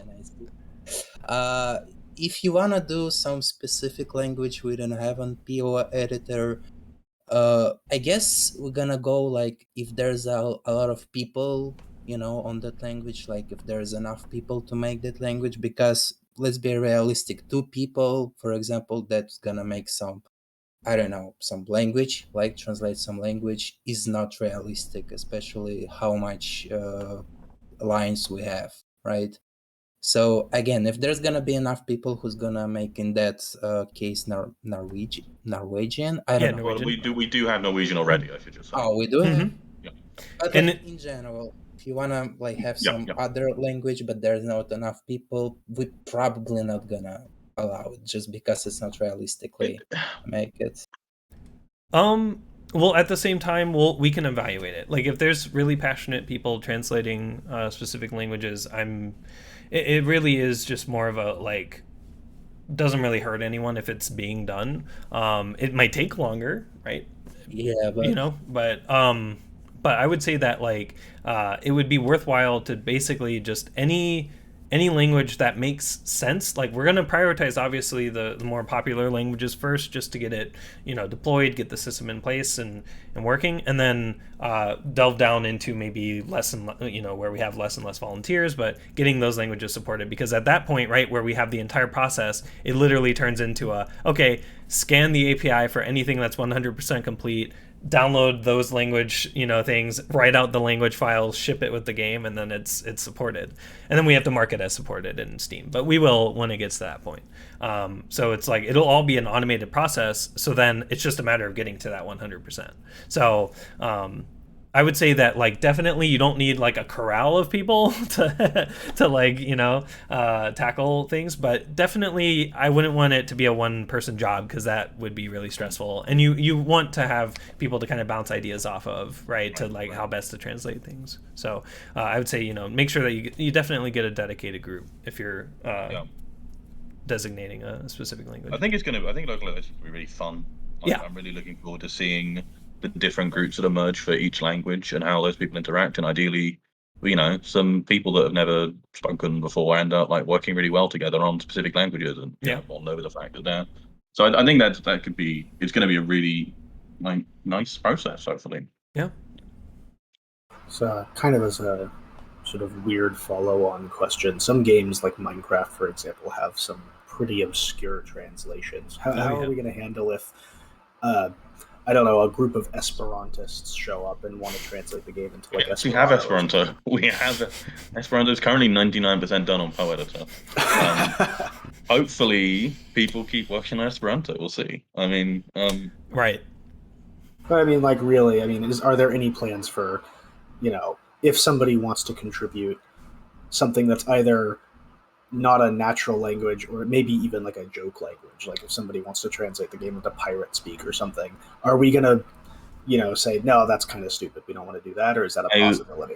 Obviously pirate speak is very funny, but I think it's a bit old now. It is. When it comes to joke languages, I'm more like I definitely want the effort to go towards the fully, like realized languages that nations speak, and then some joke languages here and there. I don't know if there's really a hard limit, but like we really shouldn't have more than like 3, right? Like, pirate would be funny, but like, or like Latin or something, or pig Latin. What? Don't we get the language that you want from Steam anyway? Oh yeah. Mm-hmm. So there's that limitation. Like, I don't think we can just make up we could change code to allow that, but I don't think we want to. Right. I'd be surprised if we end up wanting to do a language that Steam itself doesn't support. Yeah, exactly. Thank you, Wayne, for the raid. Welcome, everyone. So I would say that it would probably be, if it's supported by Steam, if Pirate's on Steam or whatever, we could do it. But yeah, mainly just focusing on languages supported by Steam, because we gotta set it inside of Steamworks for it to actually like load properly in the engine, unless we do a ton of work to like load it externally or something, which starts to get really annoying, because like that would be cloud saved, and then if you go to a different computer or something, like so if you just do it through Steam, like just all the Steam languages there, all the things that you can set in there, we want to support. So I just want to say, Toothless mentioned a script for pig Latin localization. I've already done that. I've done a script in JavaScript that does pig Latin. Someone asked for it one day in Discord, so I did it. All right. Well, there you go. We got pig Latin covered. There's the localization lead is Python. Anyway. I guess that's all I wanted to say. Maybe I missed something, but I'm probably gonna cover up in the upcoming announcements. So. Right. Yeah, we'll have absolutely more stuff coming. Yes. So please join the Discord, the Momentum Discord. If you're not already in it, !Discord. Or it's in our bio if you're on YouTube. Hi, YouTube viewers. So just definitely check out our Discord. That's where we're going to be kind of announcing all of it. We'll try to kind of spread it around as much as we can, because again, we got to get every corner of the internet for kind of localization effort like that. So yeah, and it could lead to a key if you're dedicated to it. So all right. Cool. Any other input for Tom's past question? I think we've got it covered. Heck yeah. All right. Moving on. Thank you, Tom, for your own question. Oh, Plar. Yeah. I just called you Knock. I switched between calling Gok and Nick, and I just completely fucked it up. Knock. That's a really weird one. Question to the viewers: how many of you have your Steam window open to redeem keys? Well, I've already said that we're not doing any more keys. That's true. That was bad planning on my part. Yeah. Oh, this should have been the first question, actually. Fuck. Yeah. Oh shit. I'm sorry, Plar. But yeah, I mean, do any of you guys still have the key window open? Maybe some people are holding out hope. Yeah, holding out hope for it. Tragedy strikes. Yeah. Okay, we got 2. Yeah. Sorry, everyone. 3. Yeah. If we were to do endless keys every stream, I think it would turn into just a bit of a mess and not be very fun to stream. We could try to do Twitch drops. Like that was something that was brought up, like I think like 4 or 5 Q&A streams ago, was like doing Twitch drops, and like if you watch the Q&A, you have the chance, and we just put like we load 100 or something in there. I do appreciate the whole process of trying to like hurriedly copy paste something. It's probably really annoying to do. Yeah. So I mean, if it was just randomly to people in chat, then I think so. Randomly to viewers. I don't think you have to be in chat, which is unfortunate too, because that could mean that people could just bot for them. Yeah. But I don't know. I would have to look into it more, and it's a lot of setup. It's a weird integration setup of like you have to like host something on your end. Anyway, as always, we do like to try to spend our time like working on the game as opposed to keys to the game. So yep. So I think this is actually our last in the slides because tonight's quite short, but we got stuff to show off. So I mean, so CaWu asks, will you have any tools in place before release so that we can test to see if stuff is 1-to-1? Right on. I think CaWu was originally asked me specifically about Rocket Jump. Yes. Which I guess we can mention. So, but I'll let you. Yeah. So, specifically with Rocket Jump, a lot of the things that have been noticed has mainly been with ping, but I think a lot of recent talk about, speed shots and bounces, like crouch bounces and stuff, isn't exactly feeling exactly the same. So, yeah, the one-to-oneness, I want to talk a bit about that. I think I did during our Momentum meeting, so sorry if this is rehashing that. But so the thing about one-to-oneness with Momentum is we try to get as one-to-one as possible. So now that as possible could branch into a couple of things of like, is it the engine being different and like more up to date, or input processing or whatever that CSGO does differently than TF2? Because keep in mind, we're not on TF2's engine, like the branch of like the exact same code. We're on CSGO updated, stripped out, like a bunch of shit. Like there's so much modification that went into like the CSGO branch that we're on. That's why we call it Chaos and like its own kind of branch. And like there's limitations with like how much we could actually get to that to where we even regress some of the code back to, because again 2013 has some that it has some code that might not actually be the best way of doing things, right? There's actually some better, cleaner code in the CSGO branch, for example, because it's the more up-to-date and more maintained version of the source engine. Sorry, TF2 fans. But there's like, there's a limitation with that of like, yeah, we don't want to regress to be one-to-one. I don't think that'll ever be in our mission. We never want to regress to be one-to-one. If we can make things better, if we can try to improve, or because again we're a completely fresh slate, I know you're going to be coming in with muscle memory from ping, specifically with Rocket Jump and Siggy Jump. These servers could have a lot of ping that influences how rockets behave, where they are. I know we have different models, we also have different sounds and different particles and stuff, so that all plays into how things feel. But from what we've heard, people, and even on the team, right? Again, people wouldn't join the team to lie, I would hope, right, about how it feels. But that it does feel different, because again, it's way more, I guess, like instant. Like things are happening as you see it happen. It's not, oh, I have to factor in the 80 or I have an 80 millisecond window for the sync or something, or the speed shot or something like that. So I feel like a lot of what's happening could be tied into that. That's kind of the other, like as one-to-one as possible, is like, is this just literally because you don't have ping, right? Is this because of networking and code quality, right? Like if TF2 has a stutter or some weird, thing that you've just kind of muscle memoried, and I'm not like, again, I'm not blanketing this over everyone. There could actually be problems with how we like translated the TF2 code. However, the thing to keep in mind is that we have the exact Team Fortress 2 movement. Like we have access to that from Valve, and we've basically just straight up implemented it. Now, obviously, we've had to inject like portal movement and stuff so that portals work into it. So like there's some modifications there, but we did not go back and like, oh, let's make like speed shots a little weird by changing crouch timing or something. Like there's nothing like that we've done. So when we see things aren't one-to-one, we do have to raise the eyebrow and ask, is this because of the fact that we're zero ping, completely local, that we run better than TF2 ever did? Like all of these benefits, is that what's affecting this kind of judgment call? Or is this genuinely a problem, and like it could be maybe just we forgot a line from TF2's code, because it is a lot of spaghetti, like a lot of code everywhere. So there could be something that maybe we missed in base player or something. Like there's that kind of angle too, but like, so we don't want to dismiss it, but we need to make sure that we're going down the right path and not delving into, oh, it was literally because I'm not used to zero ping.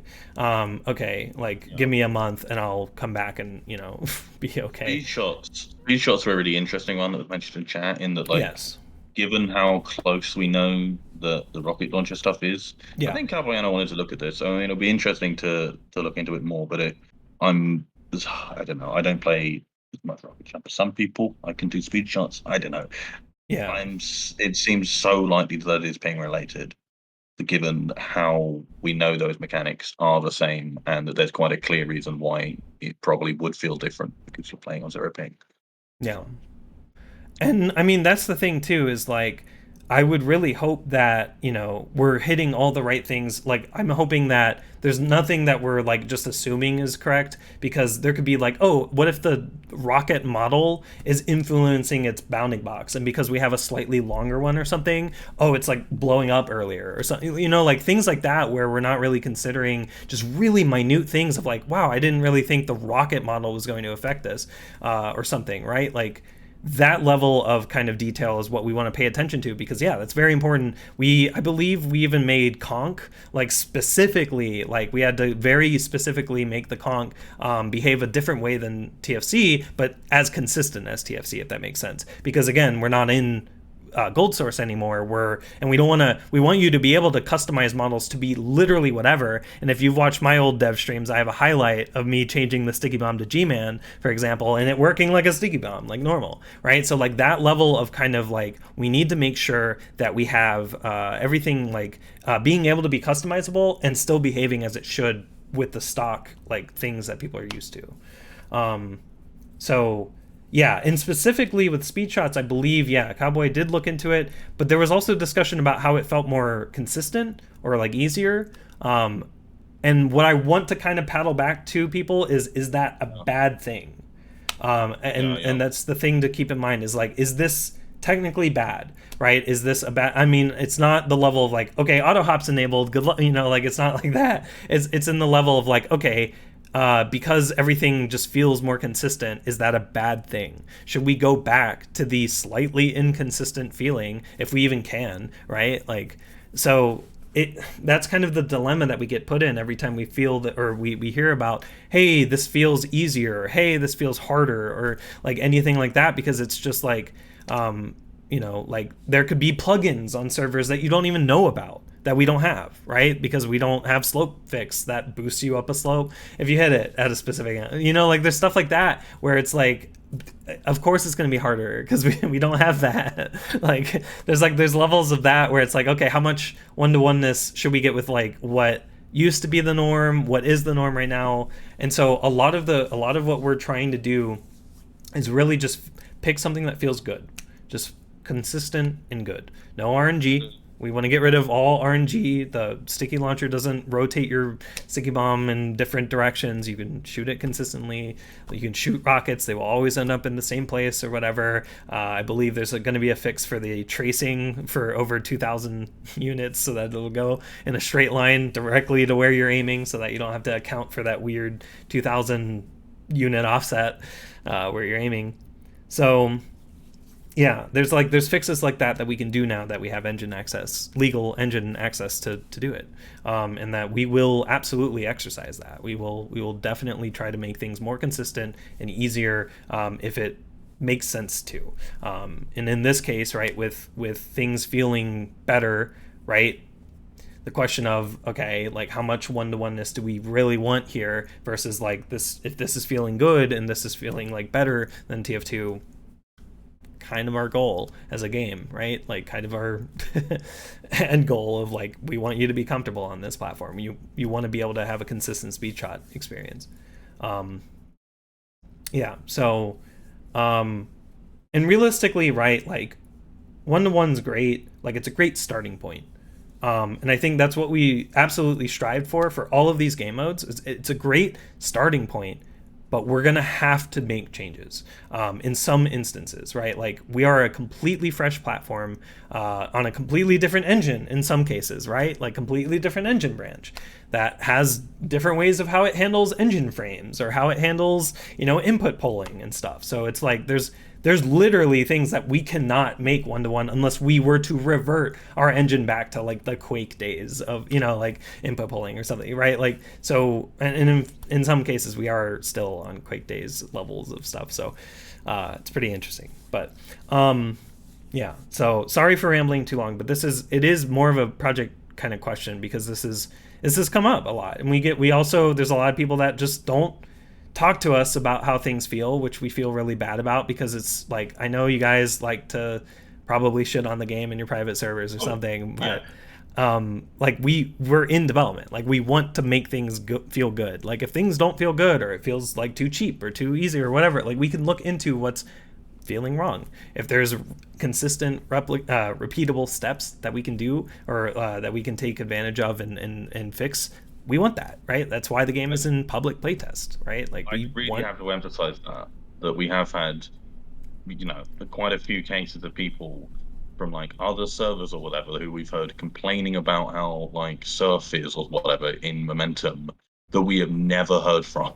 Yeah. And like, if we're doing that, fuck off. Stop doing that. Come and actually tell us. Like, don't fuck off. Fuck in. No. Fuck in to our Discord server and tell us. Like, just fucking like lay it out, It's so unhelpful, right? Yeah, it is. It's not really nice. Try and actually give us feedback there because like we've had, surprisingly little in some cases. But fuck on. But I just wanted to mention one other thing, the case of something that is just clearly better, that does make the game easier, is Rio's mouse interpolation stuff. Yes. Where literally, like, if you're playing, I lose track of what frame rates are affected by it, but like for a lot of people, B-hop does feel better now, and that's for a good reason because we have made the game actually more just fairer by making it more consistent for different frame rates. We're not making it easier in that like we're making our mouse do anything particularly different, but we're making it so you'll get more consistent strafes. Yes. Because it's better for B-hop and it makes sense, and it's like essentially we're sort of making it easier for some people by leveling the playing field. So those people that were finding it harder before will potentially just at a disadvantage from other people who were on a frame rate that worked better. So yeah. Right. Yeah. I also kind of want to add on that note, and getting back to CaWu's sort of original question, we sometimes go really in depth on this stuff. I don't want anyone to think that we're like brushing off this issues. Like me and people like Rio especially have really done like deep dives into the code to figure out a lot of these sort of issues and inconsistencies and stuff. Yes. Like sometimes unreasonably deep dives. Yeah. So like we are really working very hard to get all this stuff correct. So I don't want anyone to get the like impression that we're kind of just brushing it off, because we are Right. absolutely not. Right.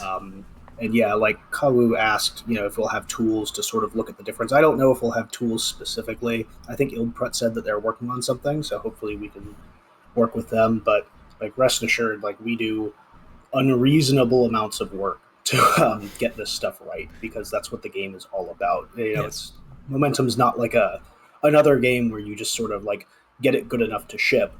In this case, the game is all about being like consistent and competitive. So unlike most other games, we actually really do go as deep as we need to figure out why there's problems. Like, I think Goknak can probably talk about when we had rockets that would randomly turn solid sometimes. How long did that take to fix? Like a few months or something? Yeah, it was reported a while ago. Incredibly deep. Yeah. It was like the weirdest thing. Yeah, it ended up not even being, because we ripped out the rocket code, we replaced it with like straight up TF2s, and there wasn't a change, it kept happening, and then we ended up realizing that it was only happening on some rockets. So we like started to like look at like, okay, like, is it related to like how the entity is like spawning, or like, and then we started to dig into like, okay, like what's related to an entity and spawning, and we found that there was actually a bug that we actually upstreamed to CSGO, because this could have happened in CSGO, probably, I don't know, depends on some servers that might do like 24/7 loops of specific maps or something,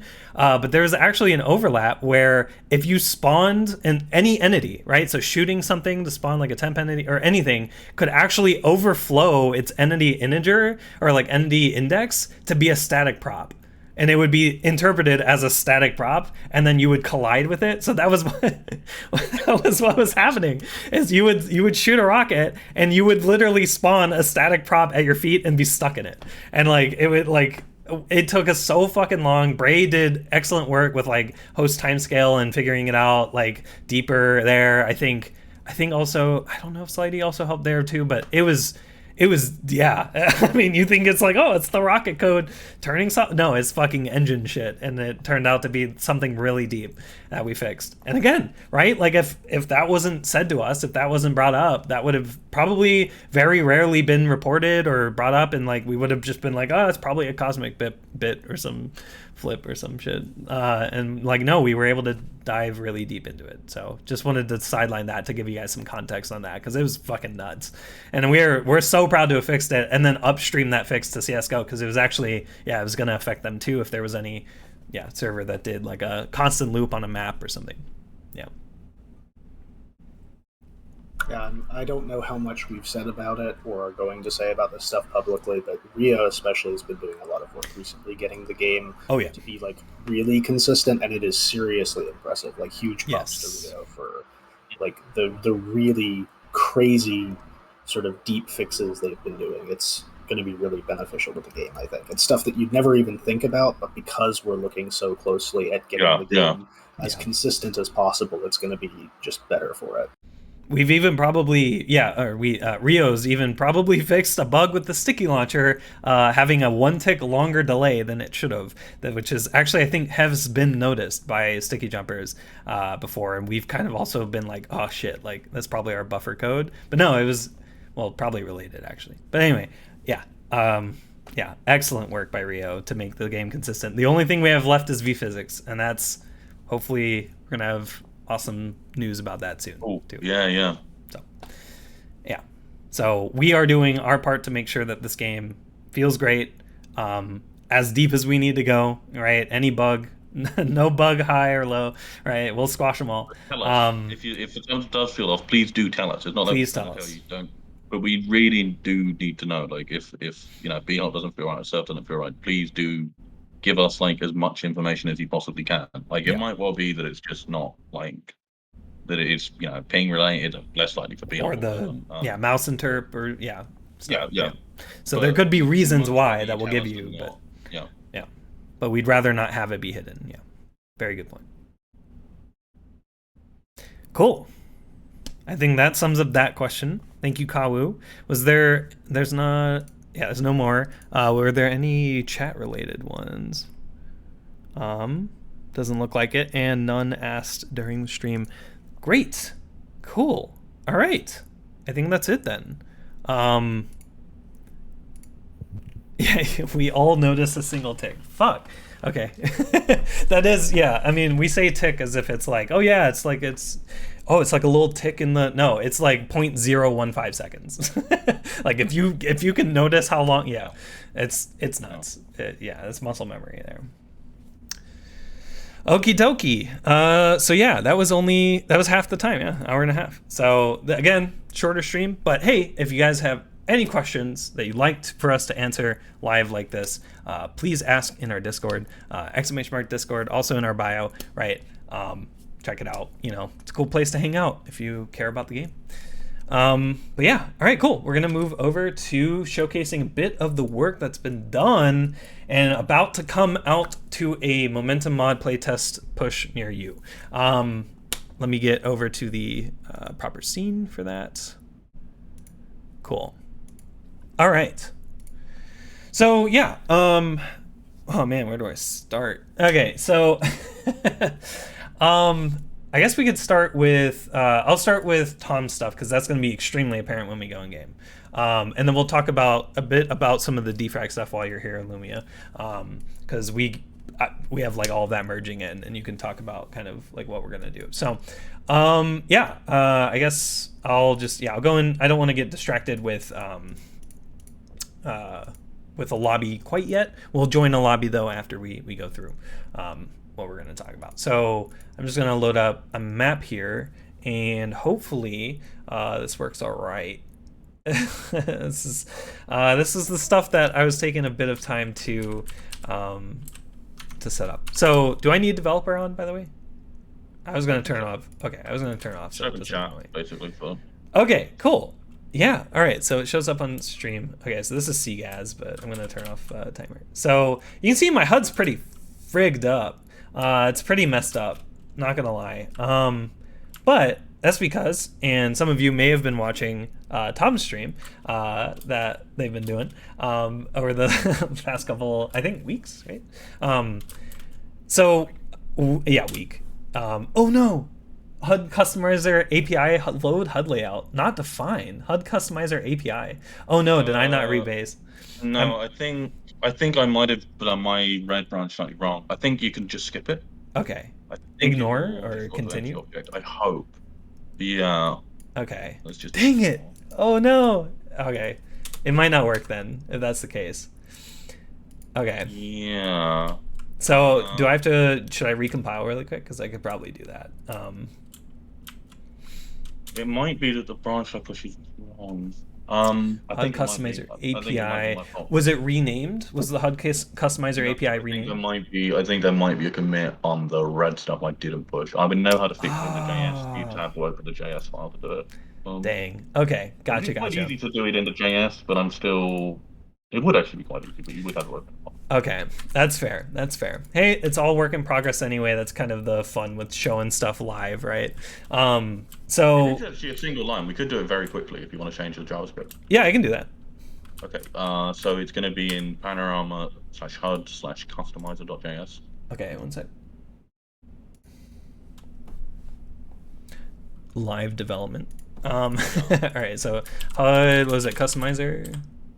Yeah, and then all right. the file's called customizer.js, and then find whatever line has load HUD layout on. Okay. And replace whatever assignment is coming from that just to the empty object. Oh wait, so it's like, because it's not an object, or no? It's not loading it right. So just replace that with comment out the load HUD layout. Just replace it with equals empty object. Gotcha. And also actually go search for save HUD layout and then just comment out that line. Coming out save. There's only one. Okay, cool. Yep. All right. Got that, and then just do I have to restart or? Yeah, you'll need to do a game restart. Dang it. That's gonna recompile the game. I updated Visual Studio, so it's gonna recompile. Fuck. Okay. Okay, yeah, let's do that. Why not? We got time. How's everybody doing? Crap. That's fair. Are you on the right Pano branch, by the way? I should be. The temp TMP / customizer, I think, right? I'll triple check. This sounds a little weird, but my gorillas aren't working.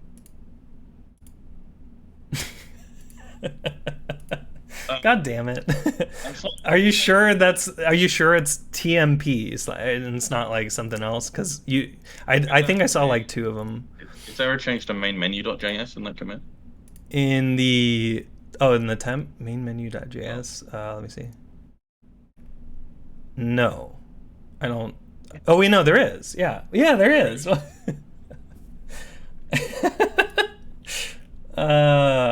Classic. I tried to date lock it, and I'm worried that that's the problem. I tried to make it so it looks at your system time, and it's like if it's not past a certain time, it's past 5 p.m. on the 27th for you, right? Yeah, it is. It's 6 p.m. It's 6 p.m. right now. Damn it. Where are my gorillas? Yeah, I don't know.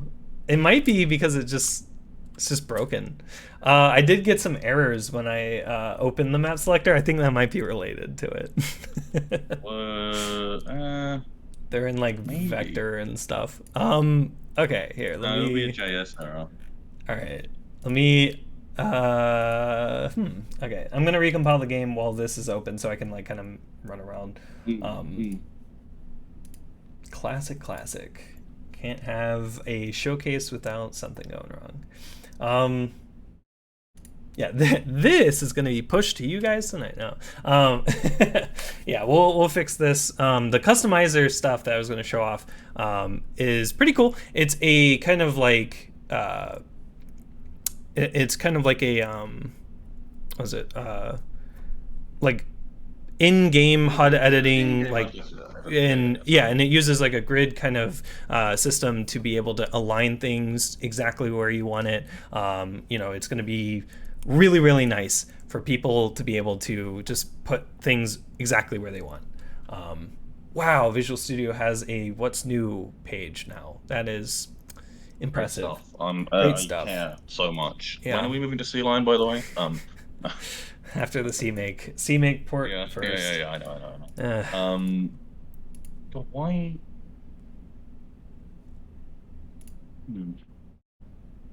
Okay. I should be able to just do this. This might drop some frames though.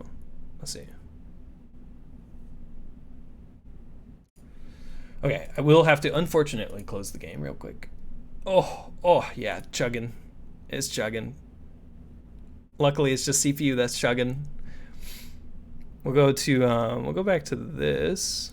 When did you start the game? Oh, hold on. Did you previously start the game? Like before the stream? Oh, yeah, I think so. Yeah, yeah. So that might have been it. Okay. Yeah.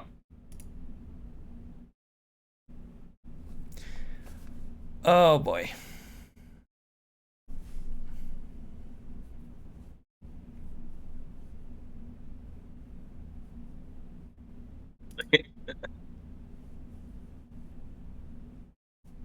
Okay, it's compiling. Give me probably like at most 5 minutes. It's also probably lagging to fuck. Yeah, a little bit. So you removed the save and load. You did remove the save as well. Yes, yeah, I commented both of those out. So it's not using the API. And then the load should just take an empty object and be Yeah, the layout is now an empty object. I have the saving and loading mechanism working. I didn't commit it because I'm a fucking idiot. It happens to the best of us. Don't worry. The stuff on remote is just a commit behind. Yeah. But yeah, I had to do this all like a day or so in advance, like all this stuff. Some deprecation warning. See any of the code I'm like talking about.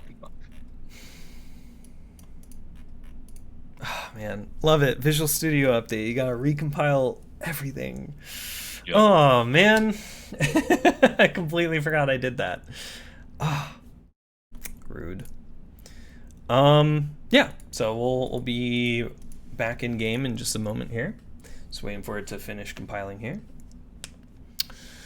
How's everybody doing? What's everybody's favorite game mode in chat? Let's get some hot Q&A going. You guys asked us questions, now it's time for us to ask you questions. Got B-Hop, classic. Surf, classic. COD 4, okay. Respect. I used to do Halo 2 super jumping, so hey, you know, we're all weirdos. I'm just kidding, this is. Tricks, classic. Unfortunately, we can't support it. I mean, again, if the game was aiming to be more of like a server kind of companion client or whatever, we would support Tricks. It's just, yeah, it's just the way that the game is being designed that we can't. So sorry about that, but yeah, B-Hop, Wall Run, so technically parkour, just like Titanfall 2. Unknown, that's my favorite, actually. That's the one I always go to on trigger tests. Unknown on trigger tests. Surf, we got some Defrag love. Gorilla falling out of tree movement is my favorite as well. Thank you for recognizing. What'd you say, Happy? Nobody mentioned Paladin horse movement. Oh, Paladin horse movement. We're missing out. Where all the... Oh, man. Yeah, we're getting more warnings now. That's something that we'll have to fix. But they're just warnings. Who fixes code warnings, man? Where's all the Unreal Tournament trick jumpers in chat? I know that there's like at least one of you out there. Fortnite sliding music or movement, sorry. Thank you, Sanger Krieg, for the sub, or continuing for over 3 months. Appreciate you.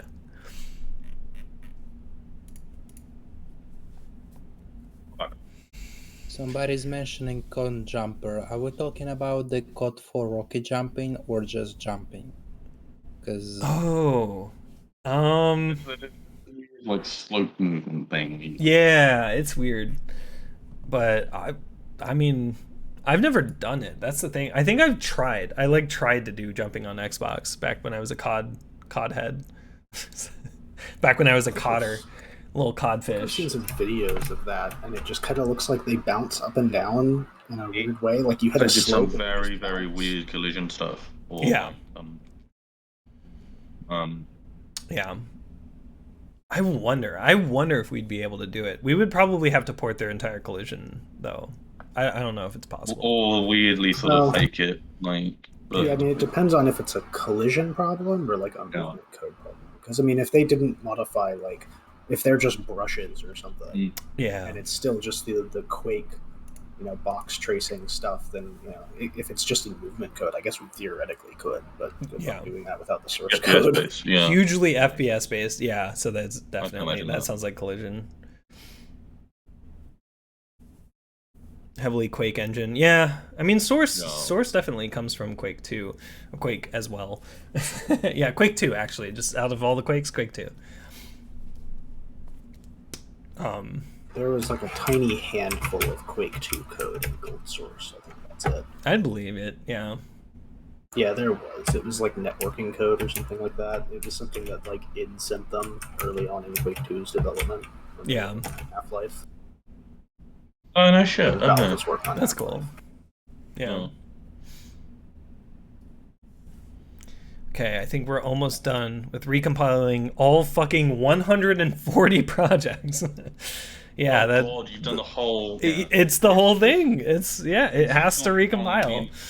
It's Visual Studio does what Visual Studio needs. I'm at the whims.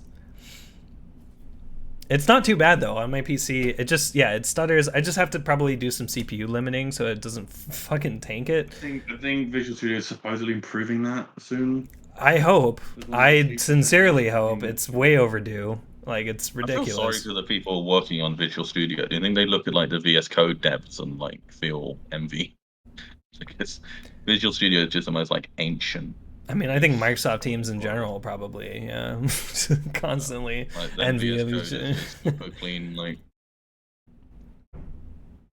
Yeah, I don't know. I mean, VS Code is Electron, so it's a different code base altogether, right? I'm sure Visual Studio's WPF probably still, or maybe their new WinForm. Is so enormous, the whole thing. Oh yeah. Any work on Visual Studio must be horrible.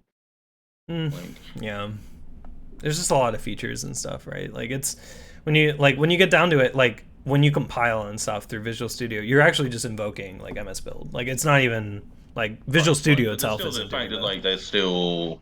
I think they're saying they are going to do 64-bit now at some point. Yeah, no, it is. 64-bit. No, yeah, Visual Studio 64-bit with 2022. Oh, I did. Oh, I hadn't realized. Okay. Yep. Okay. No, they went full. Wait, it's been a 32-bit app this entire time. Yes. Yep. I think that was one of the So big imagine announcements opening, last year, right? Like any company's like fucking thing, like yeah, it yeah. Oh, one failed. Oh no. Oh no, which one failed? Oh, it was because I had the game open. All right, we're good. I just don't know how they've gotten away with We're 4 good. gigabytes of RAM this whole time. Barely. But that's the thing, right? MS Build, right? When you invoke like the builder had enough RAM. But it's like, yeah, like when you open giant fucking projects or have a ton of plugins and stuff, it's like barely even handles it. Okay, I think we got it working again. Let me triple check here. Classic. All right, game booted up. That's good news. No certs on boot up so far. Didn't drop any frames during that. Hell yeah, shoutouts to NVenc. God tier GPU. Gorilla.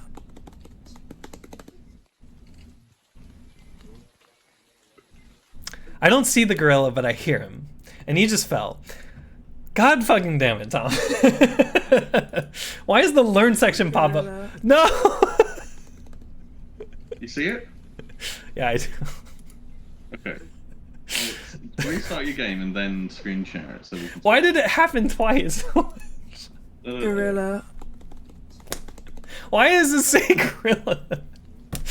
Is it just on loop? What is this? You got audio? I do. Oh, I don't have the stream on. Oh my god. Okay.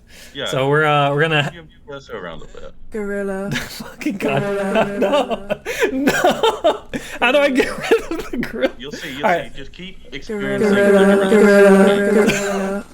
Oh, skipping rest of script. Okay, I'm just gonna. Oh, press G to go. Okay. Oh wait, font shrinking took 38 iterations for panel gorilla warning. What the fuck? All right, we're good. Okay, that was. Oh my god, where the fuck? Okay, there's my dark. It fucked up my dark theme. The gorillas have attacked. Anyway, so that's coming to a game near you. That's the gorilla expansion pack. Oh my god, there's like a search going on. Yeah, I'm not surprised that that took a while to scale. It complains if you do more than like 10 iterations of the font scan. Oh my god. Okay, so all right, let's see if this works. Okay, there. I think it's working. Okay. So take two. About the hard custom, I don't know. I just want to see the. Yeah, let's get the gorillas. Okay, so how do I edit? Oh, okay, just click it. Okay, cool. So, oh my god, this is awesome. Very work in progress. Yes. It's a snapping working. I think I got it all correct. How do I snap? Oh, do I click some of these buttons? Yeah, these buttons on the top. There's a big stream delay, so I can't really see. What Oh yeah, there you go. Yeah. Cool. So I spent a while on snapping because snapping really varies in quality in different games, and obviously with something like this, people want it. It makes sense to be able to do it like super. What is happening Precisely. here? Oh my god. Version info Some is stuff. not Oh happening. yeah. Right. Some of these panels are really badly sized because Gotcha, yeah, before that's we right. didn't really have to care about the layout that much because they were all in their own. They were sort of split into specific containers. Yeah. Where like everything is into like the top right container and top left container and stuff, and so and then they sort of scale on top of each other.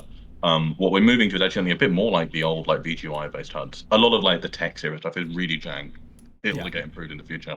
Yeah. But the idea is we want you to be able to within the game move all your HUD around. Yes. It's going to be a lot cleaner in the future, but and it will be much clearer what each panel is. And the hard thing really is actually getting stuff in a good state to like preview it. Oh, your ad is about to start, and it lets me snooze for 5 minutes. Nice. I will show off my thing. But yeah, really, I mean, I really like Diabolical's HUD editor. Apparently, Reflex had one as well. And Oh yeah. the if you go to the very extremes of some stuff, that recessed. Oh yeah. I think I know why that's happening as well. Probably it's just some losing math I'm doing wrong. It's all good. This was really fun to write. I mean, this is a really fun little programming task to do. Yeah. The snapping is quite fun because we have dragging in Panorama from Valve stuff, but we don't have like snapping natively. So the way I do it is kind of a cheat in that when Conc's actually moving these panels around, he's moving this like invisible panel, I call the virtual panel, that is then firing JavaScript. It's then changing the low panel to snap it. So you're not actually, there's a panel that you're moving that's moving completely smoothly the whole time. The snapping, it just works through JavaScript. That was really fun to write.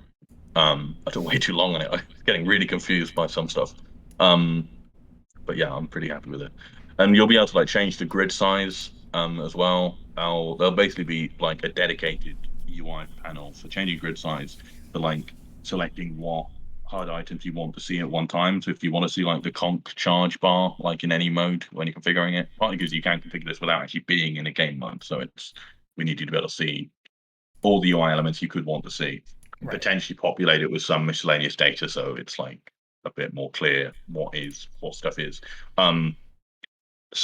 But yeah, the sort of dragging stuff, this is kind of the first version of the HUD customizer. This has been a thing I've wanted to work on for months, at least like 6-9 months, something like that now.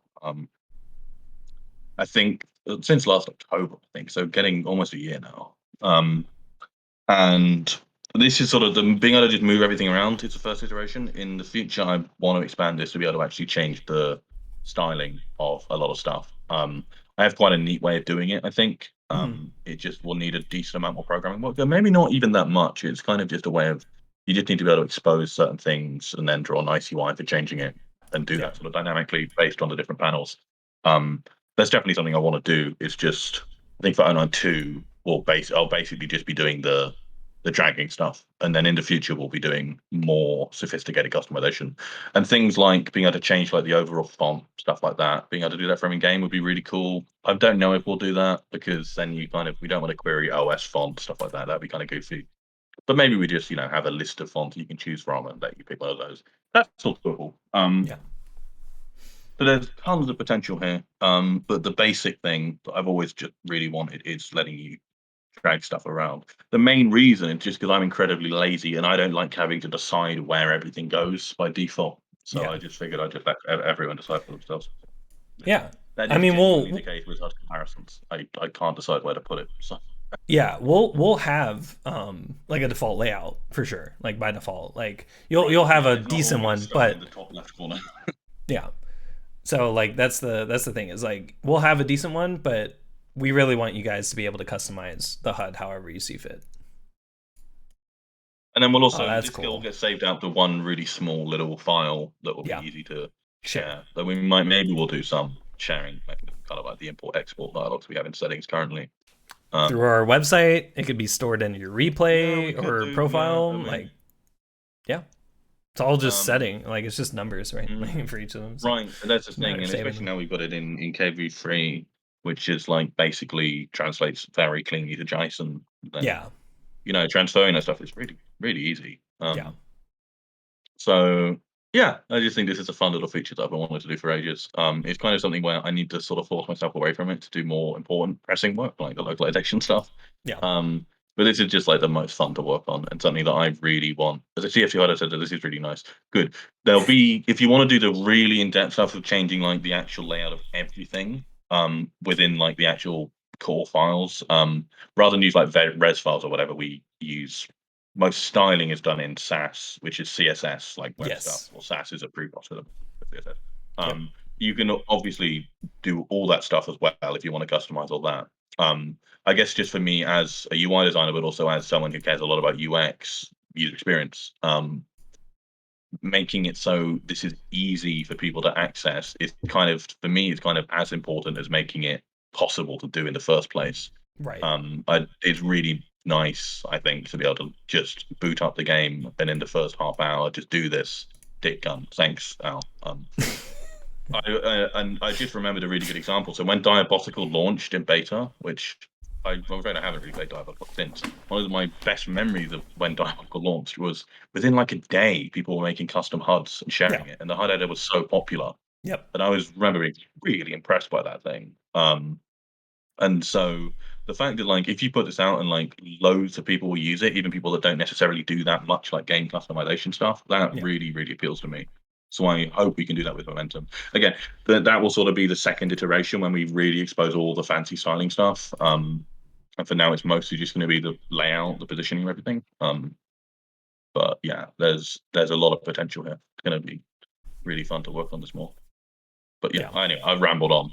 No, this is awesome. This is excellent work, man. I love it. And like having this in game is just like it. We've talked about it for so long, but actually seeing it and like seeing like what people can do, right? Yeah. And a lot of the code for the customizer itself is just in JavaScript, so which is open source. There's some C++ we have to do for saving. There'll be some state tracking. We do in C++. But the majority of it I plan to keep in JavaScript. If there's anything that's really slow, we might have to do it in C++. But I mean, this does stuff every frame as you're dragging stuff, and it works. So if people want to, how do I get back to gameplay? I'm afraid you're gonna have to restart the game. I think. Sorry, that's fair. You don't have to rebuild it, do you? No, luckily not. But yeah. So really cool. It's not gonna save anything, so yeah. No, it won't. No. Yeah. So. That just needs some touch. The file itself is really simple currently. The file format that it saves out to, because we're not using KeyV1 anymore. So you get something. There's a bit of crap at the top and bottom, but essentially like a single layout thing looks like this. You let me paste that? Yeah, kind of. There's no new lines there. Yeah, because it's all 2D and it's just position because. If you want to change size, you got to start going into like the CSS and stuff. So, I mean, we could probably make some stuff resizable, like right-clicking this or something. That's what I do. I think resizing I actually might well do. I think doing drag resizing is actually quite possible. Yeah. In sort of a similar way as I currently do. Yeah, there's so much potential there. And again, a lot of it's JS. If other people want to work on this with me, definitely get in touch, because we could really just sit down and like whack out like a bunch of other ideas for it and how to implement it. I don't have a ton of time to work on this, but at the same time, like I love this, so I couldn't resist working on it. Oh yeah. There's some interesting like artifacts I'm seeing, and it might just be because it's updating a bit like per frame. Like I'm seeing it like kind of jump around, but I'm sure literally all of this will be. There's one thing that's actually quite funny. I'm going to change them to C++. We mentioned this a week ago. I think we were chatting about it. So there'll be some improvements on the C++ side that fix stuff. But yeah, you are going to have to restart your game. Also, I think this will happen every time you open chat, so you can't chat. Oh, shit. Okay. Well, I can disable that, right? No, I can disable the HUD editing, right? Or did you? If you're in the customizer.js file already, just remove the event handlers. We're not doing any more keys now. No, we've dropped all the keys for the stream. I'm gonna go ahead and restart here. Though I could probably, so what it would be in customizer, right? So customizer.js, and there's some just search enable editing _ chat open. No, go find the event. Oh, okay. That's right. Oh, it's HUD chat show. That's right. I'm just gonna unregister both of these. Okay. Yep, perfect. All right, that works. And then now, just reboot the game. Really glad I actually got all the snapping code for that done, because that's kind of the hardest thing so far. Yeah. Was I'm sure it's like a very like standard algorithm that you use for the sort of snapping stuff, but I was getting constantly confused. Oh God, am I gonna get gorilla'd again? Oh, yeah, you might have to just get through the gorillas. All right. Mouse really fast and then press G. Okay. Gorilla. So dumb. All right. For me, anyway, do the model panel. I'm confused by why that's working for you. I don't know. I'm just built different. Anyway, that's our new April Fool. Like the possibilities for April Fools are endless. So again, we aren't gonna jump scare you like that, but we can do a lot of fun stuff. Yeah. Or if you want a gorilla HUD. Gorilla HUD. Yeah. Yeah, you know. Okay, cool. So I guess we can. How long we got? You know what? Let's do like a 20-ish minute gameplay sesh. Show off some of the defrag stuff. Though my HUD's. What have we got to show off? Are we got weapons or? No. I merged False's stuff. Oh, that's a really okay. Yeah. That's great. Okay. So let me show that actually really quick. Let's go to True Test. He's sending Gorilla HUD. He's sending Gorilla. It's actually on. It's in. You can find it in my Pano branch. I don't think Gook even looked through the code, but it's quite obfuscated. Yeah, it's a single line of JavaScript. Oh wait, hold on. Also, the Gorilla file is like, it's not an MP4. It's just does have a file extension, and it's called like customizer types or something. View model should be what 50. What should be 50? 50 or 54? View model FOV, I think. No. But what the value? 54. 54. Okay. Yeah, that's it. Okay, cool. So ignore the HUD because it's gonna be a little broken until we get the. Oh, I'm sorry about that. Oh, there's the hint, by the way. The hint thing pops up. Oh, did that? Yeah. No way. Yeah, we got that in place too. Yeah, I forgot. Study said I'll style that soon. Yeah. Oh man. Okay. So we have quite a bit of modeling updates, mainly from False and Spring Scale, and I believe Vortex also helped out here. So we are moving towards obviously having our own player model and right, like in its own identity, right? Very customizable kind of robot kind of guy. So there are a couple of weapons actually added. So the first one, I guess. Oh wait, no, I don't.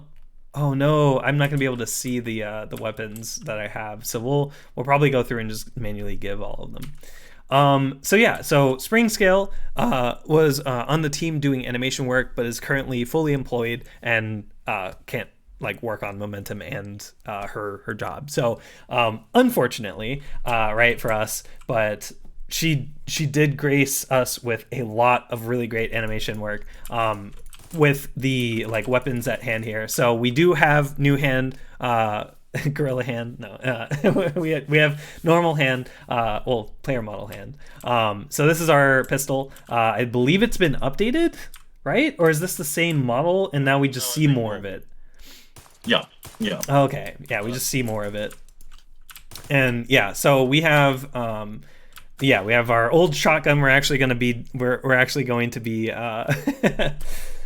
going to be improving the shotgun. I believe is currently wait, do we have a model for it? I don't know.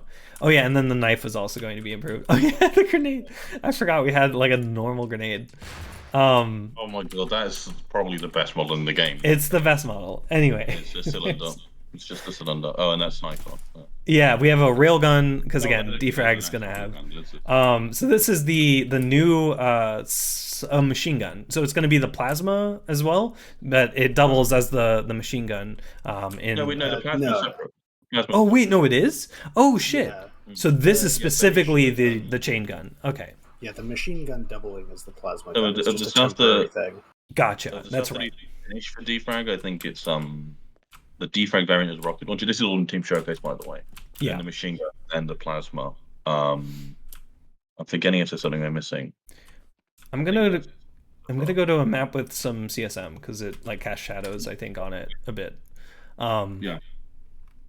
I forget which ones we've done. Oh, it's definitely Spacebar Haste. Machine gun model of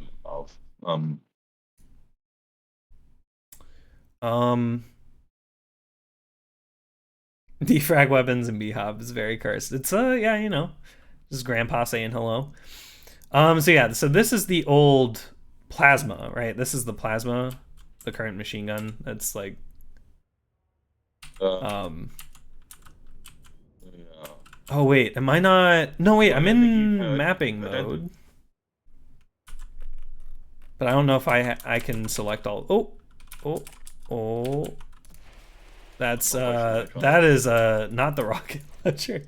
I think the path for the rocket launcher is messed up. We'll have to touch that up before we release, but yeah, you can shoot out of an error model. It's all good. Let me actually let me check because I think it was renamed actually, and I think the defrag weapons happened first before the before False's PR. So it just needs to be renamed. Start getting those weapon scripts together, but you can probably just play without view models for now and just tell people what you're holding. Yeah, this is the than having the top half of your screen be red. Right. Yeah. I can't. Oh. Okay. There's the grenade launcher. Hold on. Yeah. Let me turn that off. All right. There we go.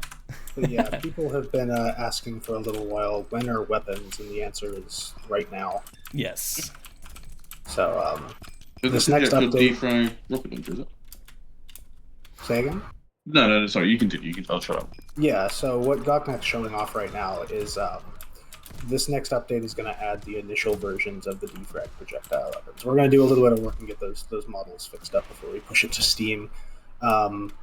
But this next update is going to have the rocket launcher, the grenade launcher, the plasma gun, and the BFG. And obviously they're still going to be work in progress, but what you'll be able to do is if you start up the map, or if you start up the game in mapping mode, you'll spawn with all the weapons. So you can just play around with it. It's sort of like opening a map in dev mode in Quake 3. You'll just get everything. And then for maps that give you weapons, the game now has weapon spawners and the ability to have like triggers and buttons and stuff give you weapons.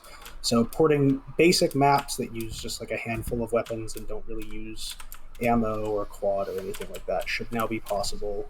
Really looking forward to getting City Rocket on the map. Yeah. That's a classic. But yeah, so weapons are whenever the next Steam update is, but they are officially in the latest version of the game now. We just have to give you guys the latest version of the game. Absolutely. And specifically, like, so to talk in sort of technical terms for those of you defraggers here, the projectile weapons should have, other than anything relating to like ammunition, they should have everything working that they need to have. Yeah. So you should be able to do ground boosts and rocket skims and all that sort of stuff.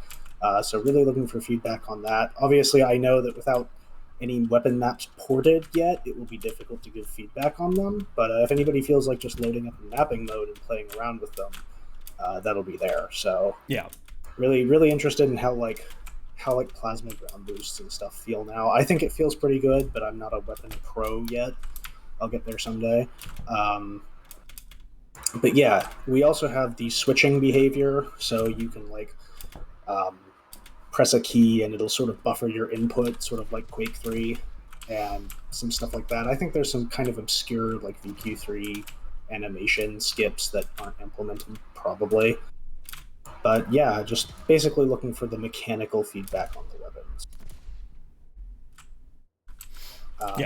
So yeah, and yeah, it'll have plasma. You'll be able to plasma climb and ground boost and stuff. Do you know what plasma slot is? It should be 8.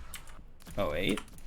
Oh, classic. Bind 8, head track _reset _home _pause. That's it's absolutely necessary. We got to update config default to get rid of this stupid shit, because there's a lot of default keys that are like, ooh, you're playing Half-Life 2. Like, yeah, okay, so slot 8, I believe, yeah. Oh, there we go. Oh god, the sound. It's playing the rocket. Yeah, that was the best sound I could come up with for now. I tried making it a Half-Life 2 sound, but all the Half-Life 2 sounds... Wait, is it shooting rockets?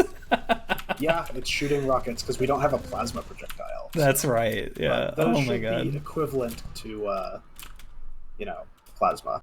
Okay. And we all know that there we go. Is basically the best defrag player on the team. So. Yep. They base all of the Lumia bases all of his code off of my gameplay, so you're in good hands. But yeah, you can wall climb, so let me do that really quick because I was kind of doing it. There you go.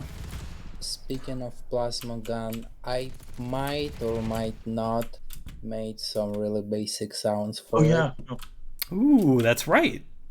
Yeah, we should get those. We should get those in as like placeholder. Yeah.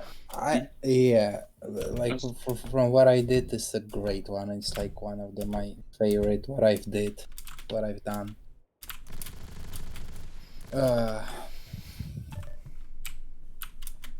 Heck yeah. But Yeah, the next steps for weapons now are we need to get in the hit scan weapons. So the knife and machine gun that are in right now are just placeholders for the actual defrag machine gun and gauntlet. Don't worry, those will be replaced. And then, of course, we need the shotgun and railgun and lightning gun. That'll be fun, since no one knows how it works. Yeah. And then, of course, we're going to try and have an ammo system. And we'll see if that extends to other game modes as well, because the sort of defrag style ammo can absolutely work in modes like rocket jump and sticky jump and conc, but some of those weapons work in kind of weird ways, so we'll see how that turns out. And yeah, just getting in like quad as well. Quad's going to be fun. Yeah. We have any of the combat maps, not combat, weapon maps, ported yet? I know that there are ports, but they use the old entities. Okay, great. So it hopefully won't be too difficult to sort of convert it over, but like maybe Mac or somebody can. I don't remember who ported City Rocket, but yeah. Mm-hmm. We also need to get these things into the FGDs. Yeah. They haven't done that yet, but yeah, there's a lot of work that goes into like all the weapon stuff.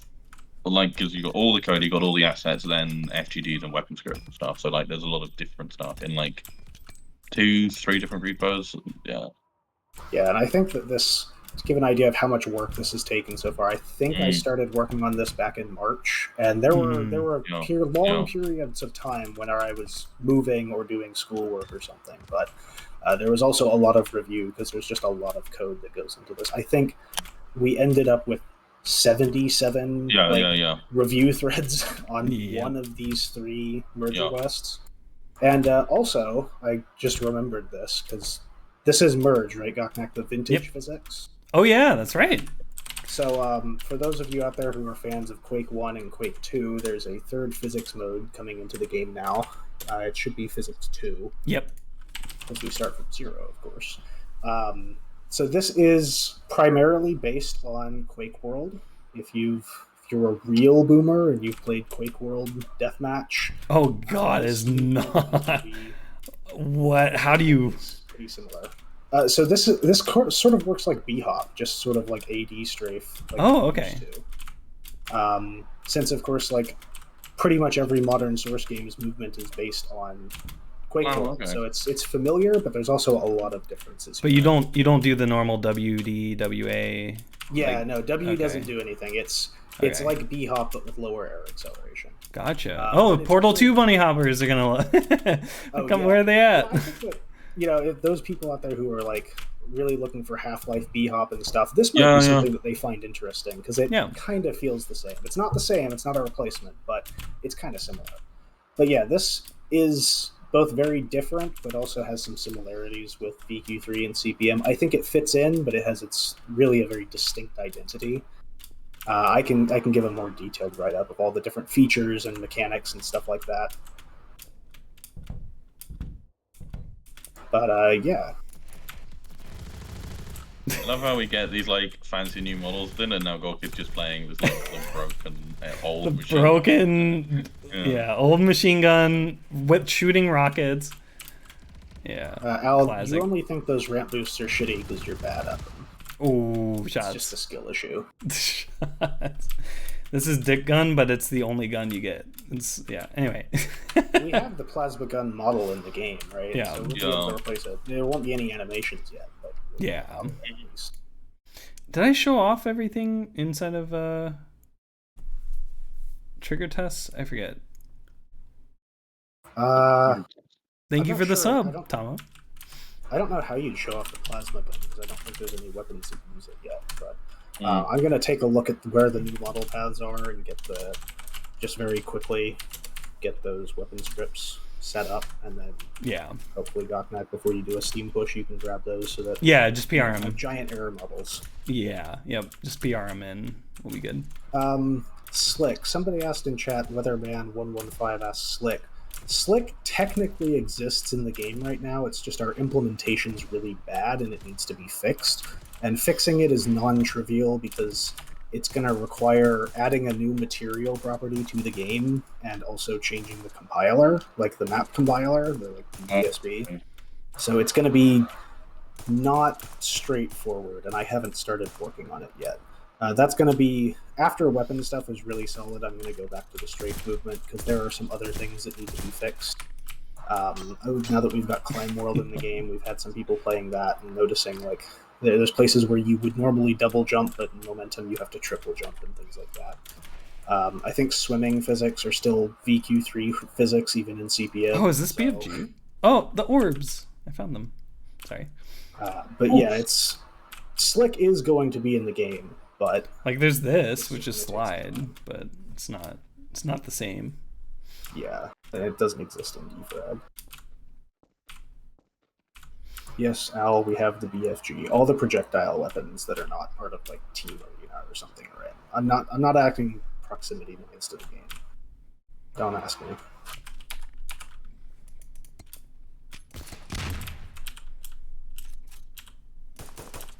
Yeah, I don't know what we're gonna do for like Gauntlet and some of the less useful weapons and what we're doing for models there. I think I talked to False a little bit about some ideas for the Gauntlet, because the Gauntlet's weird because its animation doesn't actually sync up with its actual like attacks, so it needs kind of a special. Yeah, because it's like, doesn't it spin up faster than it actually animates or something?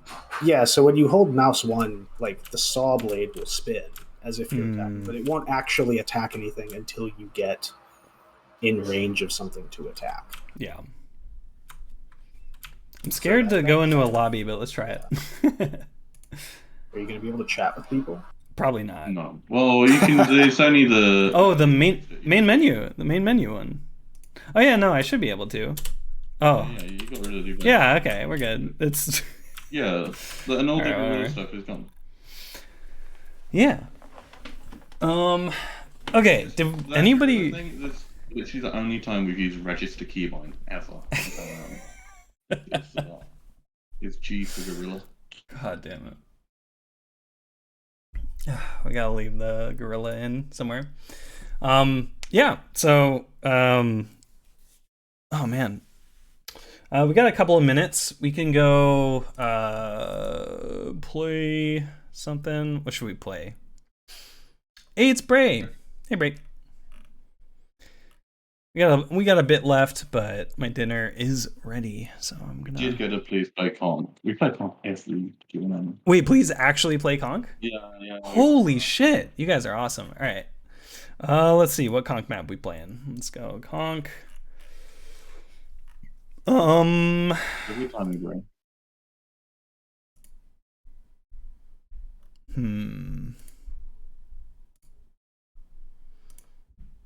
What's a decent map that I'll be able to like get further? We can go back to INAFT. We haven't done INAFT in a bit. Let's do it. All right. Oh yeah, that's right. The Conc grenade. Yeah, it has arms. Okay. God, I just love it. I love having the actual assets in game, and they're just beautiful. They're beautiful. Am I not jumping? Fuck. Okay. Yeah, it still seems like it sits in the hand model slightly weirdly. I don't know. It's really hard to get right. I know Foz was messing with it the other day. Oh god. It looks like the avatar panels are a little off sync too because of this. Those are gonna have to not be positioned. Webs. They're not. Those are in world stuff. Wonder what that is. That could be a regression, actually. I blame the gorillas. I blame them. I blame them too. It's my gorillas. Yeah, you missed the gorilla reveal. I was really worried it wasn't going to work, but it was because I basically time locked it to only run if you started like past like 5 PM your time. I had to like figure out what your time zone was compared to mine, just so I could write the code that would only run it at certain times. But then because you'd started the game like right at the start of the stream, I should have made it so it registers like the events, the on hover events, but doesn't show the gorillas until that time. I'll shut up about gorillas.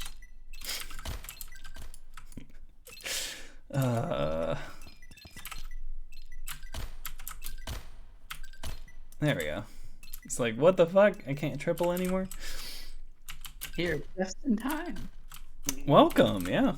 Yeah, we're pretty much wrapping up, mainly because we got through all the questions. Oh, shit. I had to throw it.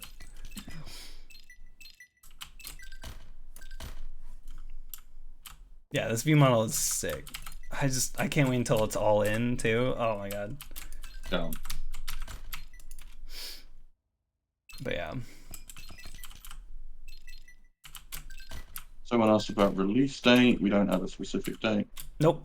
Yeah, we can't give a specific date because it's all done in free time. Oh, that's bad. One thing I will say about releases right now, 010 is the thing that I'm super excited about, and so should other people. It's still a fair bit off, but at the same time, like quite a bit of 010 stuff is sort of getting worked on at the moment. At the same time as some 092 stuff. And that will be when we start getting like map submission in, meaning we'll have way more maps and zones will be better. So like it's definitely not released. There's still going to be reset, like full leaderboard resets before then. But that's still like a really, really big milestone for us. So it's like, oh wait, what am I doing? All my focus is. Yeah.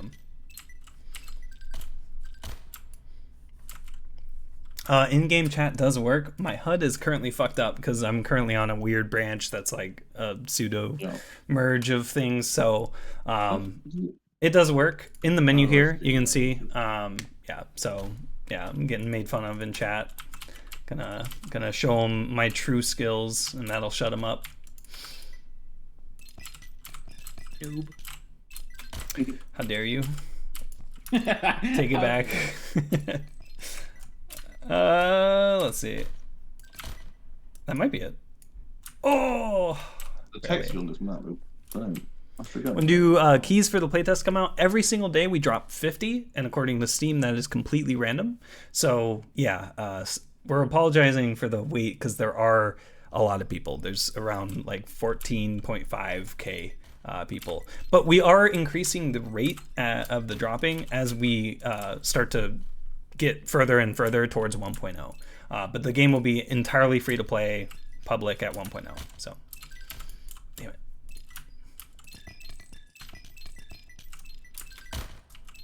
Damn it. I can do it. Like I said about 010, like we'll be up. That's when we'll be upping the drop rate. Also, we'll probably drop like a bunch when 010 comes out. Right? So that's like the game's gonna be more worth playing then, with more maps and less gank, proper zones. Oh, look at that graph. Pretty good. Pretty good. No. But yeah. But then, yeah. So if you don't, it's definitely a very slow wait now. It can potentially be like 9 months or something at this point, I think. But that's going to increase when we hit 010, which should be less than 9 months. So, but yeah, I think we're gonna go ahead and end it the stream here. I am kind of hungry. But yeah, so if you have not joined our Discord, please consider joining. That's probably the best way to stay up to date with the game. Yeah, I just don't want to show off the game in too much of a broken state right now. Like, I think, next Q&A stream will have a lot of this stuff merged in and polished up. And I think we'll have a lot of this, pretty much all the stuff we've been showing now is work in progress, probably done in the next month, like customized stuff, weapon stuff, or like the current weapons that are done and Neen should have models will be, and also have that later on. So, like, definitely it's really fun to show off kind of progress over the months as we're working on this in our free time for sure, but it's still progress nonetheless. So definitely join the Discord, hang out with us. We do these every month. We try to do more and more regular dev streams as well. It's kind of hard to when you're a licensed developer, you can't really leak that code. So that's why I don't, at least. But just definitely. I'll probably stream the next week. yeah, definitely feel free to follow and tell people about the game that could be interested. Well, I guess we'll go ahead and is anyone streaming Momentum? Probably not. Schedule for next stream? No, I'm the main person that does like the non Q&A streams, and I just do it when I feel like. So. Okay, we got Jehoshaphat is playing some Epiphany 2, but in the wrong game. Just kidding. No, Jehoshaphat's B-Hopper currently grinding, I think, Epiphany 2. So we're going to go ahead and raid them. Thank you so much all for watching.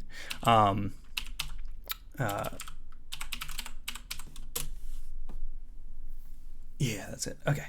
Yeah. Definitely ask us more questions in the Q&A live channel in our Discord if you have any. And yeah, enjoy Jeho going through Epiphany 2 if you like some smooth B-Hop. And the raid message, as usual, is please play and then your favorite game mode with a smile. That's all you gotta do. Anyway, thank you all so much for watching. Catch you all in the next one. And yeah, have a wonderful rest of your day or evening or whatever time zone you're in. But yeah, take care, everyone. Bye-bye.